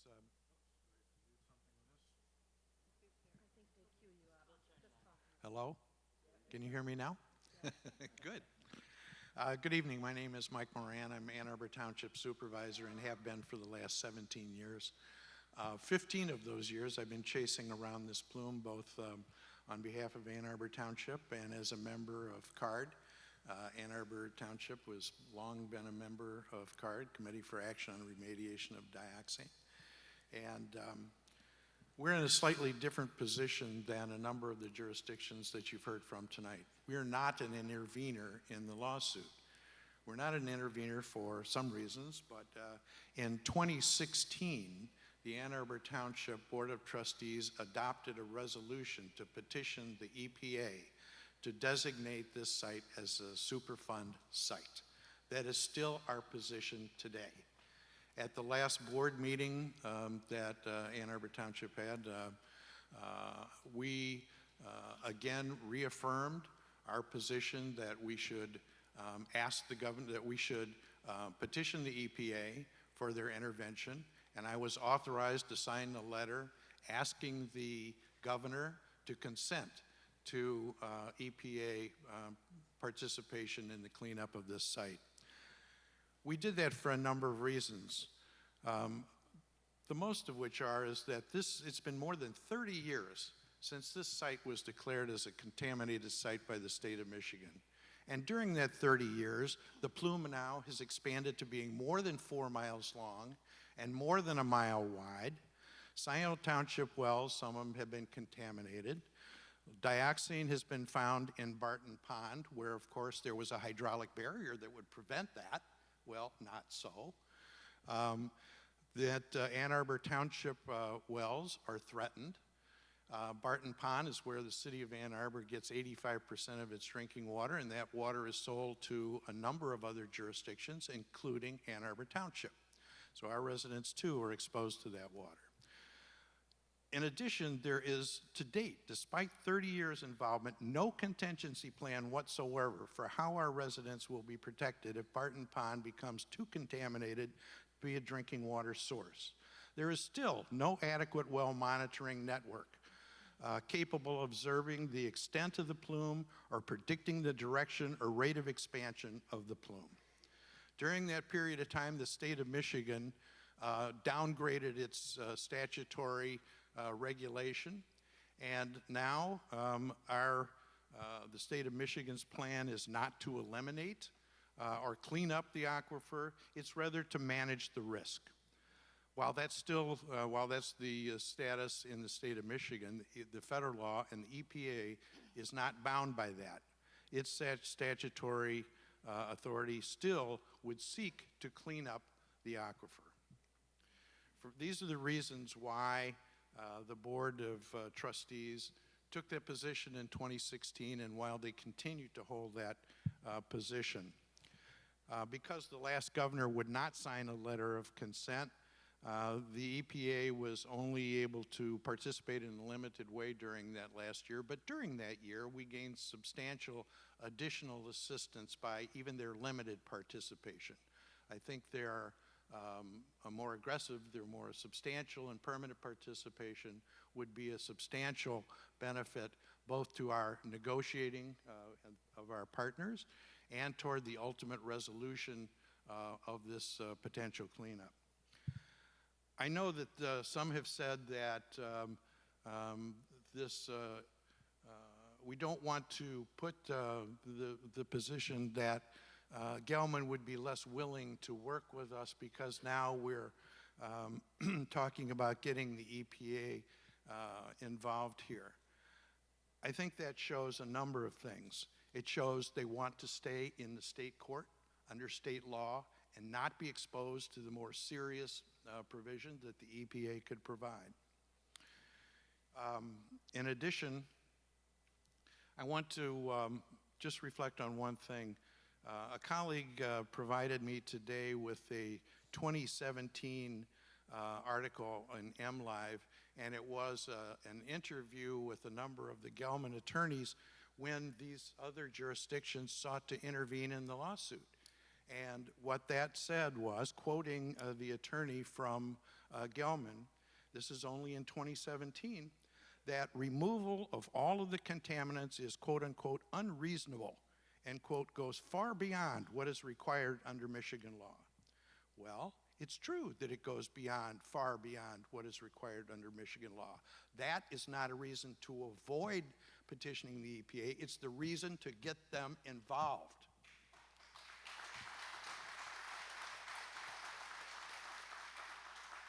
And while seeking cleanup may be difficult, it is certainly not unreasonable. I think that it's important for us to recognize that Gelman's greatest accomplishment to date has been stalling and slow walking their responsibility for 30 years, and it's time to get more help.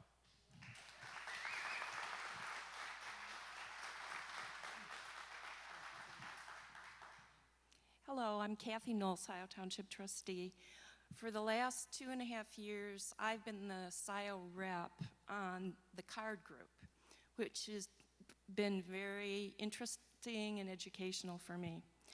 I've had the opportunity to attend these monthly card meetings, many other Gelman meetings. I've been able to observe the progress or lack of progress on various issues related to the expanding dioxane plume. From this point forward, I'm going to be expressing my own opinions. These are not opinions of our board, because our board hasn't taken a position yet on what we're going to do regarding the letter. But remember, Scioto was one of the original petitioners for EPA involvement. In my opinion, it's time to move forward with the EPA and request the next steps for Superfund consideration. As elected officials, we have a responsibility here, and it's time that we step up to the plate. Most of us met about a month ago with the Attorney General, Dana Nessel. It was an encouraging meeting. However, a month has passed. Nothing has happened. In my opinion, it is time now for the various groups of elected officials to step up to the plate and request further EPA review.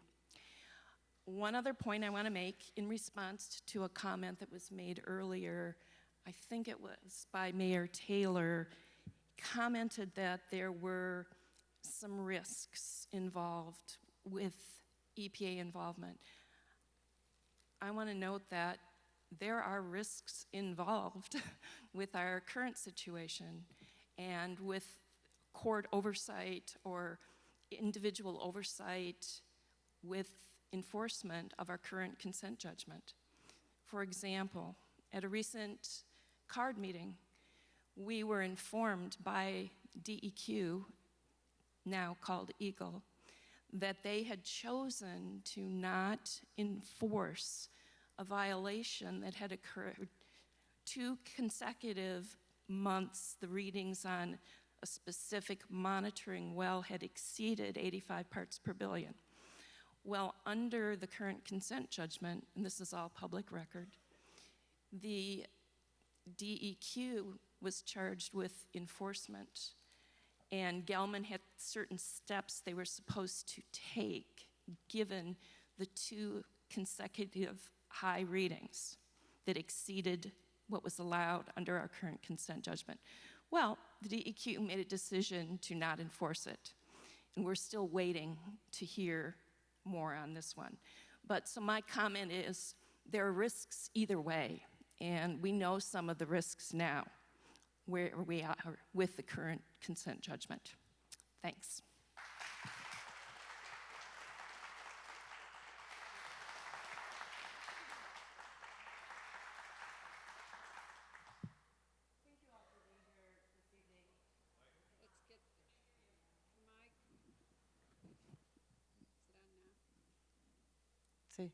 Great. Thank you all for being here this evening.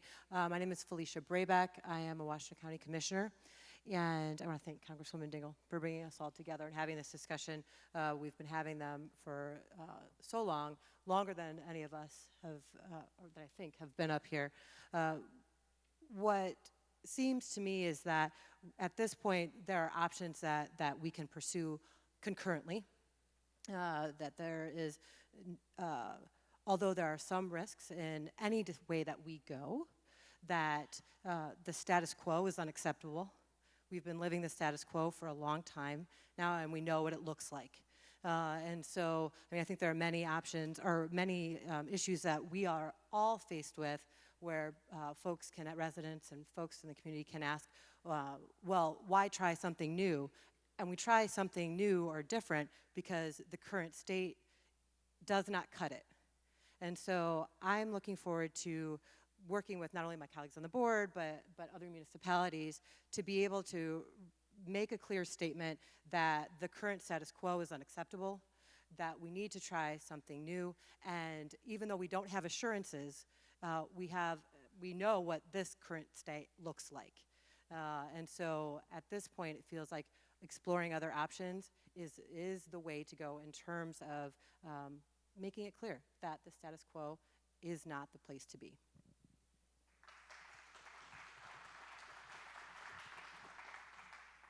Councilman Eaton. I think this is on. Isn't it? My name is Jack Eaton. I represent the 4th Ward on the Ann Arbor City Council. I want to thank Congresswoman Dingell for bringing us together. I believe that we all have the same intention here, and that's to do what's best for our constituents. I think that we may have slightly different approaches to that. I want to remind those gathered that 2.5 years ago, we gathered at Slauson Middle School to discuss the plume. And 2.5 years ago, Congresswoman Dingell advised us that this really wasn't going to get resolved unless we brought the EPA in.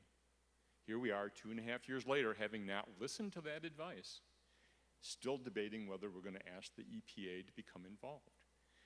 Involving the EPA does not set aside the state process, does not end the state litigation. They can happen concurrently, and actually the EPA and EGLE will work in conjunction. They will cooperate. So it's not an either or. It's not a risky situation. It's let's stop dragging our feet and try everything that's available to us.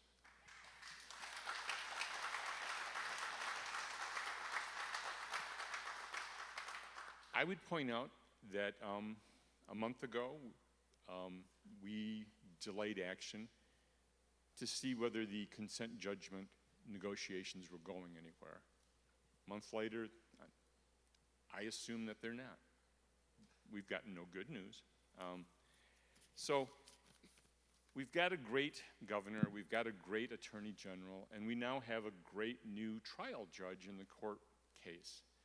But if we depart from the structure that was built into the previous consent judgment, this responsible party, Gelman or Paul or Danaher, is going to drag us through the appeals process, much like they did when some of these parties intervened in that case, all the way to the Michigan Supreme Court.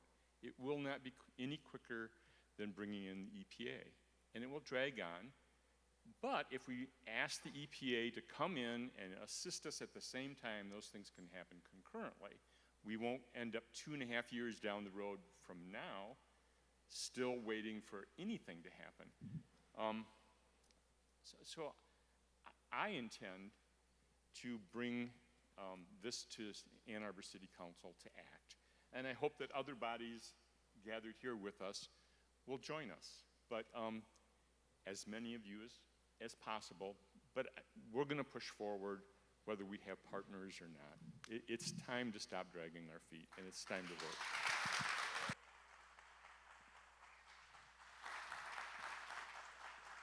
Okay. And can I just say one thing? I know that the Attorney General deeply cares about this. So I know her office is, I don't know what's happening in the court case because I'm not a party. But one thing I can tell you is that both the governor and the Attorney General are partners with all 4 of these communities. They care deeply, and they are committed to ensuring that everybody gets this site cleaned up and you have clean water. I do need to say that. Commissioner? Hi, I am Katie Scott. I am a county commissioner in the 9th district of the county, where a large majority of the plume goes under right now. When I look at those maps and knowing those lines aren't right, by the best estimates, it's about 2 or 3 blocks from going underneath my basement too. So it's very personal for me also. I want to say that I think that doing something new is often very scary. I am, in my other job, a cardiac nurse, and I think about the first time a surgeon cut into somebody's body to put a new heart in somebody. That must have been terrifying. Like, what are we doing? But they did it because it made progress. And now I go to work and take care of people who have heart transplants all the time. Sometimes they leave the ICU 2 days later. So doing something new is scary, but it creates progress. Because of my background in nursing, I've been doing a lot of reading of journals, dusting off my chemistry, doing a lot of work and trying to get my hands around this problem. You know that last week I had a listening session where I had some other elected officials come that were there to listen as well, to listen to residents, to hear from you about what your concerns were and what you'd like to see done. I think that's really important that we continue to do that. From that discussion and the reading I'm done, and I'm still learning, I think it's important that we're realistic about the EPA, that just because we ask doesn't mean we get it. That I'm not saying that doesn't mean we don't ask, but I do want to be realistic about that. I do want to be realistic that I don't know that it's necessarily a golden ticket, but as you heard me say before, sometimes you just have to push through for progress anyway. I want to be realistic about the lawsuit that we're engaged in. All of this in light of the ever-expanding plume and knowing that we have to do something. I am very concerned about the lack of contingency plans. We need better contingency plans in place. We need more monitoring wells, and we need those things now.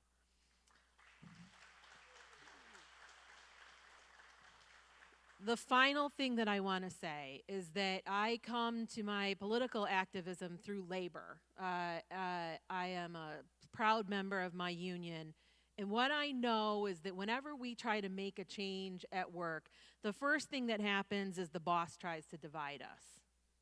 We cannot, on this stage, with the people up here, be divided in the way we're going forward. I know we have very strong opinions, but we are going to have to come together and formulate a clear plan together, because if we go forward in this and we are not together, we will be back in this same position, I guarantee you, in 15 years from now, having this same discussion. We have to remain united. And that's going to, thank you. It's going to be difficult conversations. It's going to be speaking honestly to each other, but we have to remain united. Please, solidarity with everybody up here. Thank you.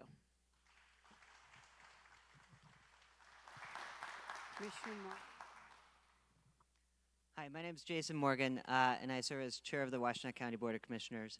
I want to note one thing before I say what I'm going to say, and that is that I think, as several folks have noted, there's no silver bullet. Many good people have been trying very hard on this issue. Many very good elected officials have been trying very hard for years on this issue. At this point, there are certainly risks. There are pros and cons to any option we consider. We're making our best attempt moving forward with the knowledge that we have. But our primary ask as the county is that we, as Katie said, move in solidarity, and our goal is unity. And I ask everyone here to really pause and move forward together with our next step or next action together in a unified way. With that said, 8 years ago, I first became involved in this issue working for Congressman Dingell, who was very strongly supportive of our community and leading on this issue as well. 2 years ago, I attended the meeting that Councilmember Eaton referenced with Congresswoman Dingell and as a county commissioner. My understanding from that meeting a couple years ago was that we would give it another year and take a harder look at Superfund. And it's been 2 years. There is potential, certainly potential, for a new consent judgment, but I think we need to set a clear deadline. Some have mentioned or suggested that perhaps we should not discuss a clear deadline in public, and I appreciate that perspective, and I thought long and hard before suggesting this tonight, but I think the public expects a clear deadline. The public expects us to say what we're going to do and when we're going to do it. So with that said, in an effort to move towards a collective path forward, I propose that we set a clear deadline for results. If we don't see results from the legal settlement, then we agree to sign a petition to Governor Whitmer to call for Superfund designation. So, oh, that's okay. I've drafted a clear and simple resolution that I'll share with folks after this rather than pass out, but essentially just says that we call on the governor to call for Superfund designation. It's my hope that we would all agree to sign collectively if we don't have action in a certain period of time. I have my personal preference as to what I think that period of time should be, and it's shorter rather than longer. However, based on conversations with a lot of folks over the last few weeks, I would propose, just to get the conversation started around this, that if we don't have a satisfactory result from legal action within 6 months, then we all sign this letter to the governor. Again, based on trying to get everybody to move together, I propose a 6-month timeline to give the governor and the attorney general that we have now the chance to work with us and to see where the lawsuit goes. With that said, that is a suggestion. I think that we as units of government should figure out what that timeline looks like, whether that's here in public or whether that's a discussion in closed session. My hope is just that we don't leave tonight without some clear deadline that we expect action before we take further action and move forward. Thank you. Comment? Jason, thank you very much for those comments. I think that one of the things we talked about is if we come up with a deadline of time, and it's certainly, as I said, expedient, it's important for everybody to agree to that time period if we say that we're going to have a waiting period before we would ask for the Superfund designation, that we have every one of those ducks ready to go in a row. So at the end of X number of months, we don't wait again to draft a letter and to think about it. We know that we've said this amount of time, X amount of time, say it's 6 months, this is just a proposal, that at 6 months and 1 day, that letter's ready to go. And that letter then is sent from every one of the entities up here that shows our solidarity together. It is sent hopefully with the support of our congresswoman and our local elected officials, and we are ready to go at that point, so we're not sitting here again with what ifs. Supervisor Moran, then Councilman. Okay, I'm going to have to ask you, the public session was there, and can we hear from I need to hear from the people here because of the way the meeting's structured. I can't do that. I have nothing but the most respect for you, but I need to call on Supervisor Moran and then Councilman Eaton. It's a session. We're in a formal session now. With all respect, Jason, a delay of 6 months is not a delay of 6 months. It's a delay of at least a year. Because if we send the letter out, we know the EPA is going to take a period of time to evaluate it and do the rest of it. I don't know what to expect in a year. There's no basis that I can see for assuming that Gelman and its attorneys are going to become warm and fuzzy all of a sudden, just because there's a threat of an EPA evaluation. And even so, even if there is some progress made, we're still stuck with Michigan state law. We need to get out of this legislative construct and into the federal construct.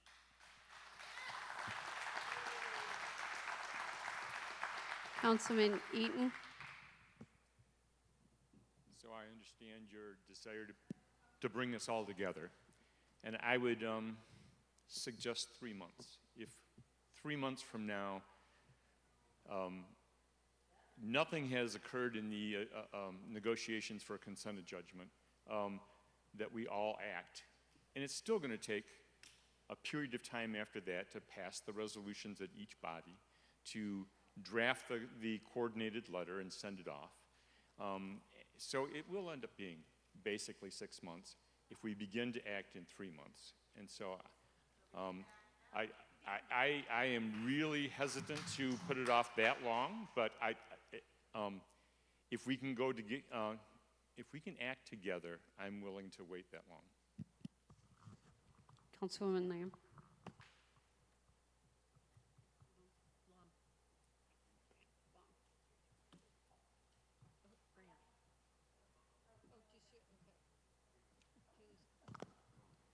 And then Councilwoman Lum. Thank you. I'm Julie Grand. I represent Ward 3 on the Ann Arbor City Council. I certainly do appreciate the call for solidarity. I think it's incredibly important. There are known risks, as have been discussed on both sides, and I really appreciate all the members of the public coming out and our Congresswoman being here tonight. But there's I can say with utmost confidence that there's no one at this table who doesn't have the interest of our public and wants safe water. There's no enrichment of anyone at this table from not moving forward and getting this cleaned up in the most effective way possible. That's what we all want, and I think we have our best chance of getting there by working together. Not that I want to cut anyone's speech off, but I know we do plan to go into a closed session tonight, and I think we may get some guidance from our attorneys as to what the most reasonable timeline is. I'm in definite agreement that we should set a timeline. I'm very comfortable with that. But I think we have experts who are not sitting here at this table that can advise us as to what is a reasonable timeline, and look forward to hearing from their expertise.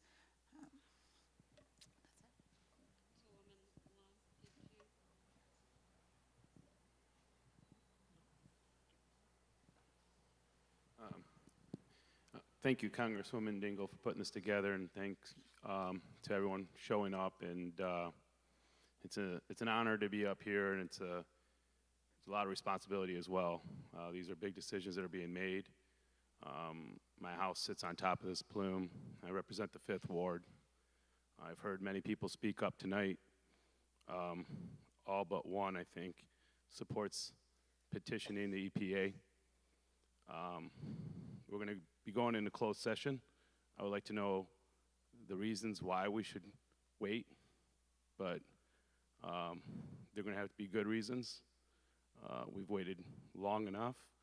I'm not sure what more will happen in 3 months or 6 months. That hasn't happened in 30 years.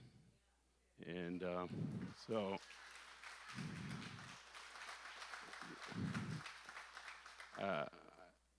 like I said, I want to hear the reasons why we should wait, but they better be good reasons. So I look forward to hearing that.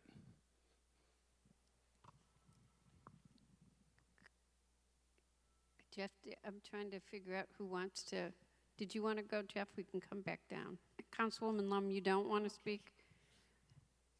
We want to hear from you. Thank you. It is on. Congresswoman Dingell, thank you again for convening all of us.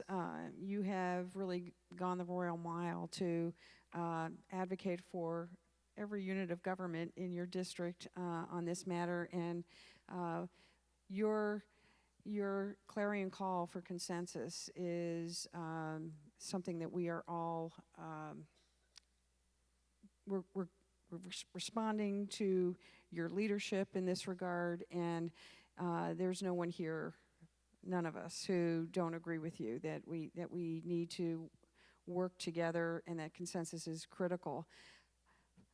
I will say for some of us, I think it's in order to work together, it would help for our communities to have a clear understanding of things as simple perhaps as how do we all technically define cleanup?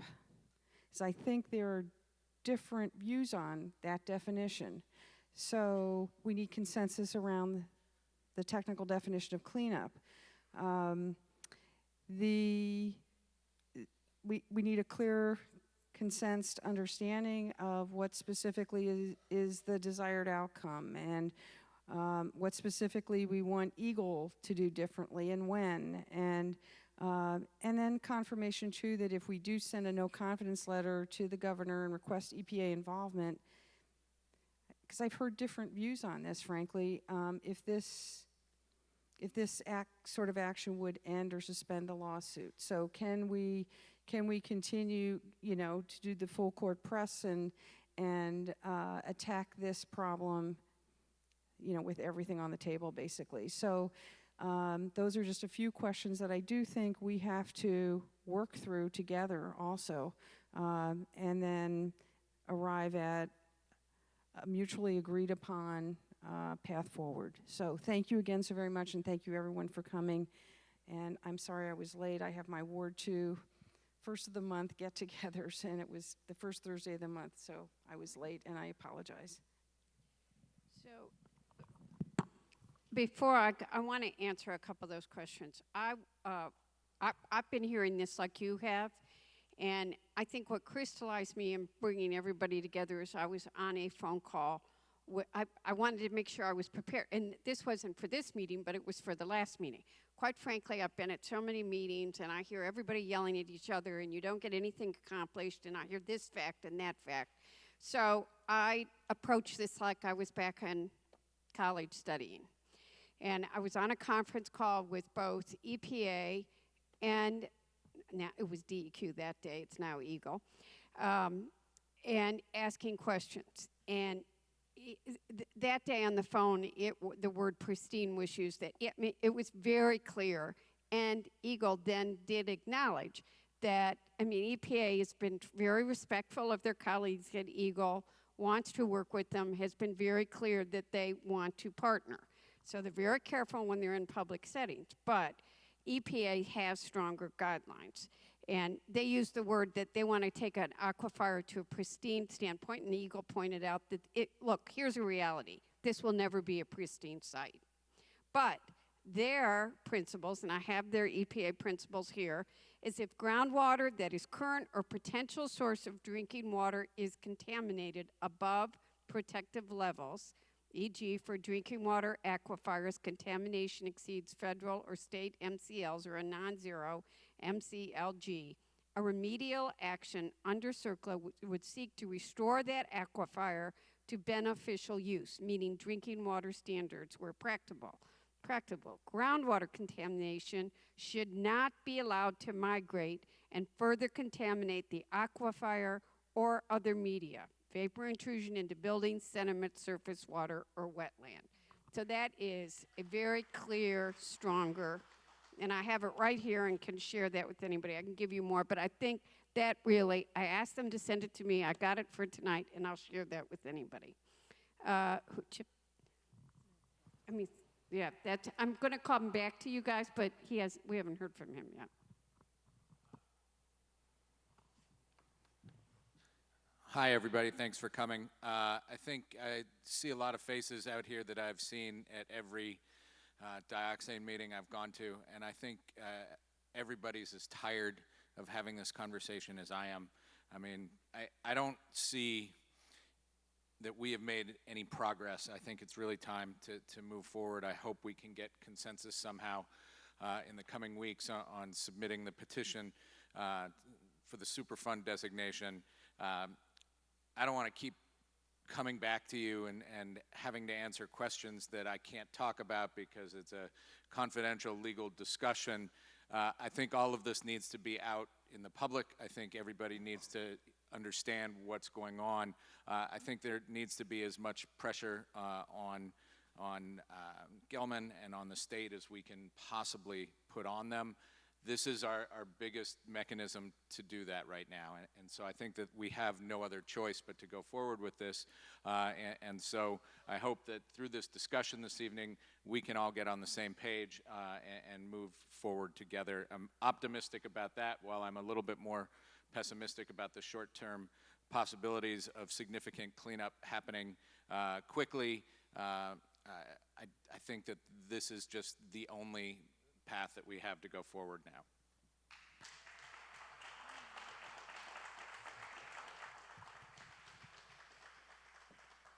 There's more council, but we haven't heard from anybody over here lately. Does anybody from Scioto Township want to speak? Hello, is this on? Supervisor? Yeah, I'm Jack Knowles. I'm supervisor in Scioto. You know, this obviously this has been going on a long time. I actually grew up in Ann Arbor, and when this started in 1966, I was still in high school. We were swimming across the lake in the Killens gravel pit, and so it obviously hits close to home here. I just want to remind everyone that we jumped into this with a commitment 2 years ago.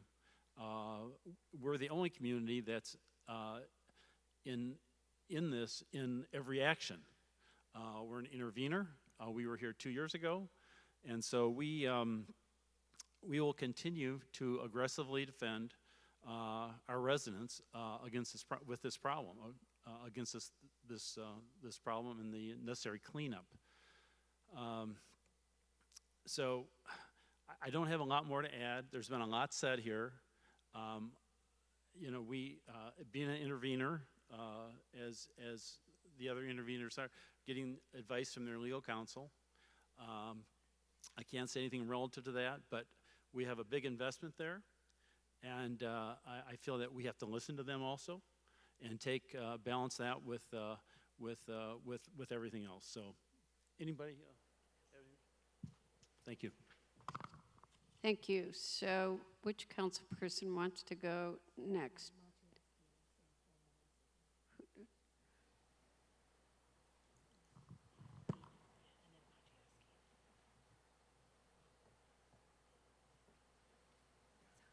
Hi, I'm Shannon Beeman, County Commissioner for District 3.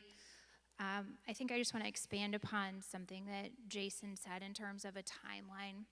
We want to move as quickly as possible on this mission. I will date myself. I was in elementary school when the first consent judgment was made, and now I'm sitting here at this table with you, and excited to be here to make a difference. We want to move together. We want to unify, and we want to do that as quickly as we can, but we need to do it, as Katie said, in unity together so that we get the attention that we need, so this gets addressed in a shorter period of time. I have small children. I don't want them to be in elementary school to be my age, and we're still here and we're still having this conversation. So we want to come together. We want to get to a solution, but unfortunately, as has been said, there's no easy button for this.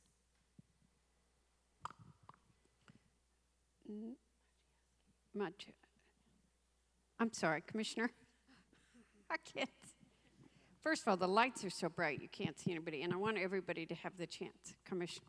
Thank you, Congresswoman. My name is Jason Maciejewski. I'm the County Commissioner from Dexter. I represent Scioto Township as well. I very much appreciate this event tonight. It is an incredible moment to have all these different bodies of legislators together. And I think it's a significant step forward as we try and get action. We are at a critical decision point for action. And I think we are all looking for what is the best solution. We may have some differing opinions on that, but I think at the end of this, we deserve more monitoring wells. We deserve more data. We deserve to understand the problem better, and we deserve action in moving forward. It's been said many times tonight, the EPA might not be a perfect solution. The state route has proven not to be a perfect solution. But we do need to be realistic about what we're looking at. So I think, again, tonight is a major step forward, I think, for us as a group. We need to move together. If it's one thing I've learned in the 5 months of being a county commissioner on this issue, is that togetherness is the way we will get action. So I look forward to the rest of the meeting tonight, and again, appreciate everybody and all the leaders that put this meeting together, and the Congresswoman for facilitating and her support for us. And I look forward to hopefully coming forward and agreeing on a path forward and getting action. Thank you. Mayor Taylor, then we'll come back to the two council people. This is just a process question and query, I guess, to you as the moderator and perhaps to the group. It's getting late-ish, and we have miles to go before we leave because of the closed session. I guess I would offer the suggestion that folks who have not yet spoken be given an opportunity to do so, and that if there are none, then we procedurally I don't quite know how to do it, but that we move into closed session thereafter, where I'm hopeful that we'll get to a place where we're all walking out with some common ground. Okay, I agree with that, but since two of your council people have had their hands up, I want to recognize them. And is there anybody who has not spoken that wants to speak? Okay, so I'll go to you two, and then we'll. Now, I will say that part of the problem is you go to closed session is that Supervisor Moran will not be in the meeting. I will not be in the meeting because we are not partners to the lawsuit. I would urge you all to be as transparent as possible coming out of that meeting so that everybody here knows. I think that's been one of the issues. I know that you are bound. I think, I'm going to be honest, different lawyers give different clients different advice and different facts. And I hope you'll get all the lawyers in the room and everybody will agree with what the facts are. That's another issue. I mean, I'm saying that with love. I'm going to go to the two of you and then conclude this. But I do think that's part of your problem. And, I've spent a lot of time on the phone with lawyers. I've talked to the general counsel at EPA trying to get clarification about what can be. And I've talked to, I've talked to, like you all. So, and I am going to, since I've got the mic, and I'm going to, before I go to you two, I do think that the division among everybody has been what's kept this from being settled for 30 years. And the time is now. This site needs to get cleaned up. It's been almost 40 years. And this is a community that, this is a community that knows how to get things cleaned up. So don't let it being 4 different communities and division keep you all from finally accomplishing what needs to get done. And don't let yourself be threatened by the original polluter about what they'll do or not do. And look at who's got authority to hold the original polluter accountable as well. Having said that, I'll go to the two council members, and Supervisor Moran and I will exit stage right with the rest of the audience. I'm waiting for the light. Do you want to say something to, or do you want to?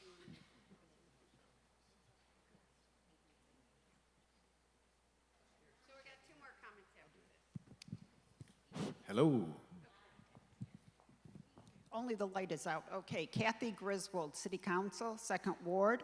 I think it's important that we move forward together, and the first thing that we can do is agree on a decision-making model. What are our decision-making points and a timeline? And given that we can move forward concurrently, I see no reason to not start action towards the EPA Superfund site tonight. If we wait 6 months, it's going to be the holidays and the end of the year. So it's not going to be just 6 months. It's going to be longer than that. I look forward to the closed session, and if I learn something that is going to actually happen in the next few months, that's going to be a game changer fine, but there's no reason to not move forward down the Superfund path at the same time. Thank you. Thank you. Councilman Hayner, did you want to talk again? Oh, no, I'm all set. Okay, so then, which one of you wants to go? I've got two commissioners. Okay. Do you want to make a motion? Anybody else want to? I know both commissioners on either side of me wanted to, yes. Thank you. I just want to clarify one last point. My personal preference would be Superfund at this point. However, what I care more about and what I think we really should be focused on is a collective action going forward. So I think we should discuss the timeline more in closed session when we understand more from the attorneys as to what kind of timeline might be reasonable. But I just wanted to clarify for folks who may be a little upset with me that my personal preference is different than what I propose there. I certainly am ready to go for Superfund at this point. I think we're all sick and tired of it. But I think that the only way we're effective is if we move forward together. And so I look forward to the conversation that we'll have after this. And again, support what Debbie said in terms of us being able to be as transparent as possible with the community afterwards. Thank you. I'm going to recognize the commissioner for a comment, and then you all are for a resolution, and then this group is going to go next door, except for you and I, Supervisor Moran. We'll sit and talk to everybody and let them tell us how they feel. Commissioner. I don't actually have a resolution. I have a motion. Oh. I'd like to make a motion to go into closed session. Our attorney has asked me to read this before we take a vote on this. A public entity may go into closed session to discuss litigation or trial strategy with its attorney. In the current case involving Gelman Sciences, there are 4 local parties that were permitted to intervene in the case. 3 of these parties are local governments: Washtenaw County, City of Ann Arbor, Scioto Township. The 4th local intervening party is the Huron River Watershed Council. To go into a joint closed session, the 3 governmental parties would each have to vote individually by a 2/3 roll call vote of their members elected and serving to go into closed session. The 4th party, the Huron River Watershed Council, does not need to vote to attend the closed session because they're not subject to the Open Meetings Act as we are. By voting to go into a closed session, each of the parties approving the joint closed session is inviting every other party to participate in the closed session and would be agreeing that all attorney-client information for all of the parties which might be discussed shall remain confidential. And the fact that some of the parties, some of the entities to our, that was procedural, but since I have the microphone, the fact that Congresswoman Dingell and Supervisor Moran aren't able to go into closed session, to me, is one of the weaknesses of this process. And it's my understanding that the EPA process will be more open. I guess that's my personal opinion. So now, I think we should go in the same order as we went before, and so I'll ask for a vote of Washtenaw County. Commissioner Beeman, yes. Commissioner Brabeck, yes. Commissioner Jamnick, yes. Commissioner Jefferson, yes. Commissioner Labar, yes. Commissioner Maciejewski, yes. Commissioner Morgan, yes. Commissioner Scott, yes. Commissioner Schink. Yes. Motion passed. Is there a motion from a city council member to go into closed session to discuss pending litigation? Is there a second? Clerk Beaudry, would you please take a roll call vote? Councilmember Smith? Councilmember Remlawi? Yes. Councilmember Hayner? Yes. Councilmember Bannister? Yes. Councilmember Griswold? Yes. Councilmember Lum? Yes. Councilmember Grand? Yes. Mayor Taylor? Yes. Councilmember Eaton? Yes. Motion carries. Is there a motion from a Scioto Township member to go into closed session to discuss pending litigation? So moved. Is there a second? Support. Clerk Flintoff, would you please take a roll call vote? Supervisor Knowles? Treasurer Palmer, absent. Clerk Flintoff, yes. Trustee Martin, Trustee Green, yes. Trustee Reed, Trustee Noel. Motion passes. Members of the audience, I thank you for your patience. I cannot tell you how long it will take, but I can tell you that we shall return. Oh, I'm sorry. We won't come back for discussion? I apologize. We have to come back to close down the meeting, the Washtenaw County Commissioners. Are you sure about that? So we'll be back.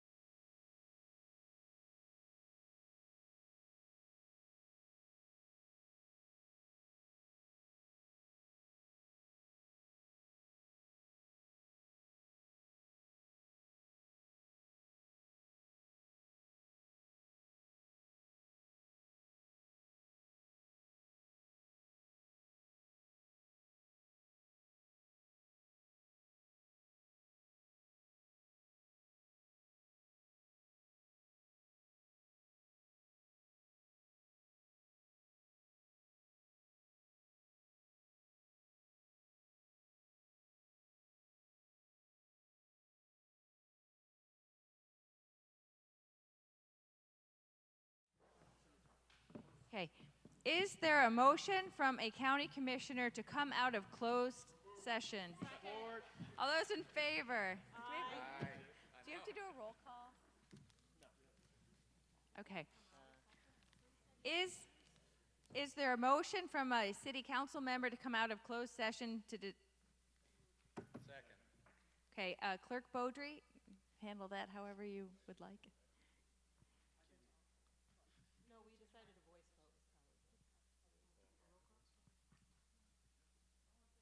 vote. All in favor? Okay, is there a motion from a Scioto Township trustee to, second? Okay, Clerk Flintoff, would you like to take the vote?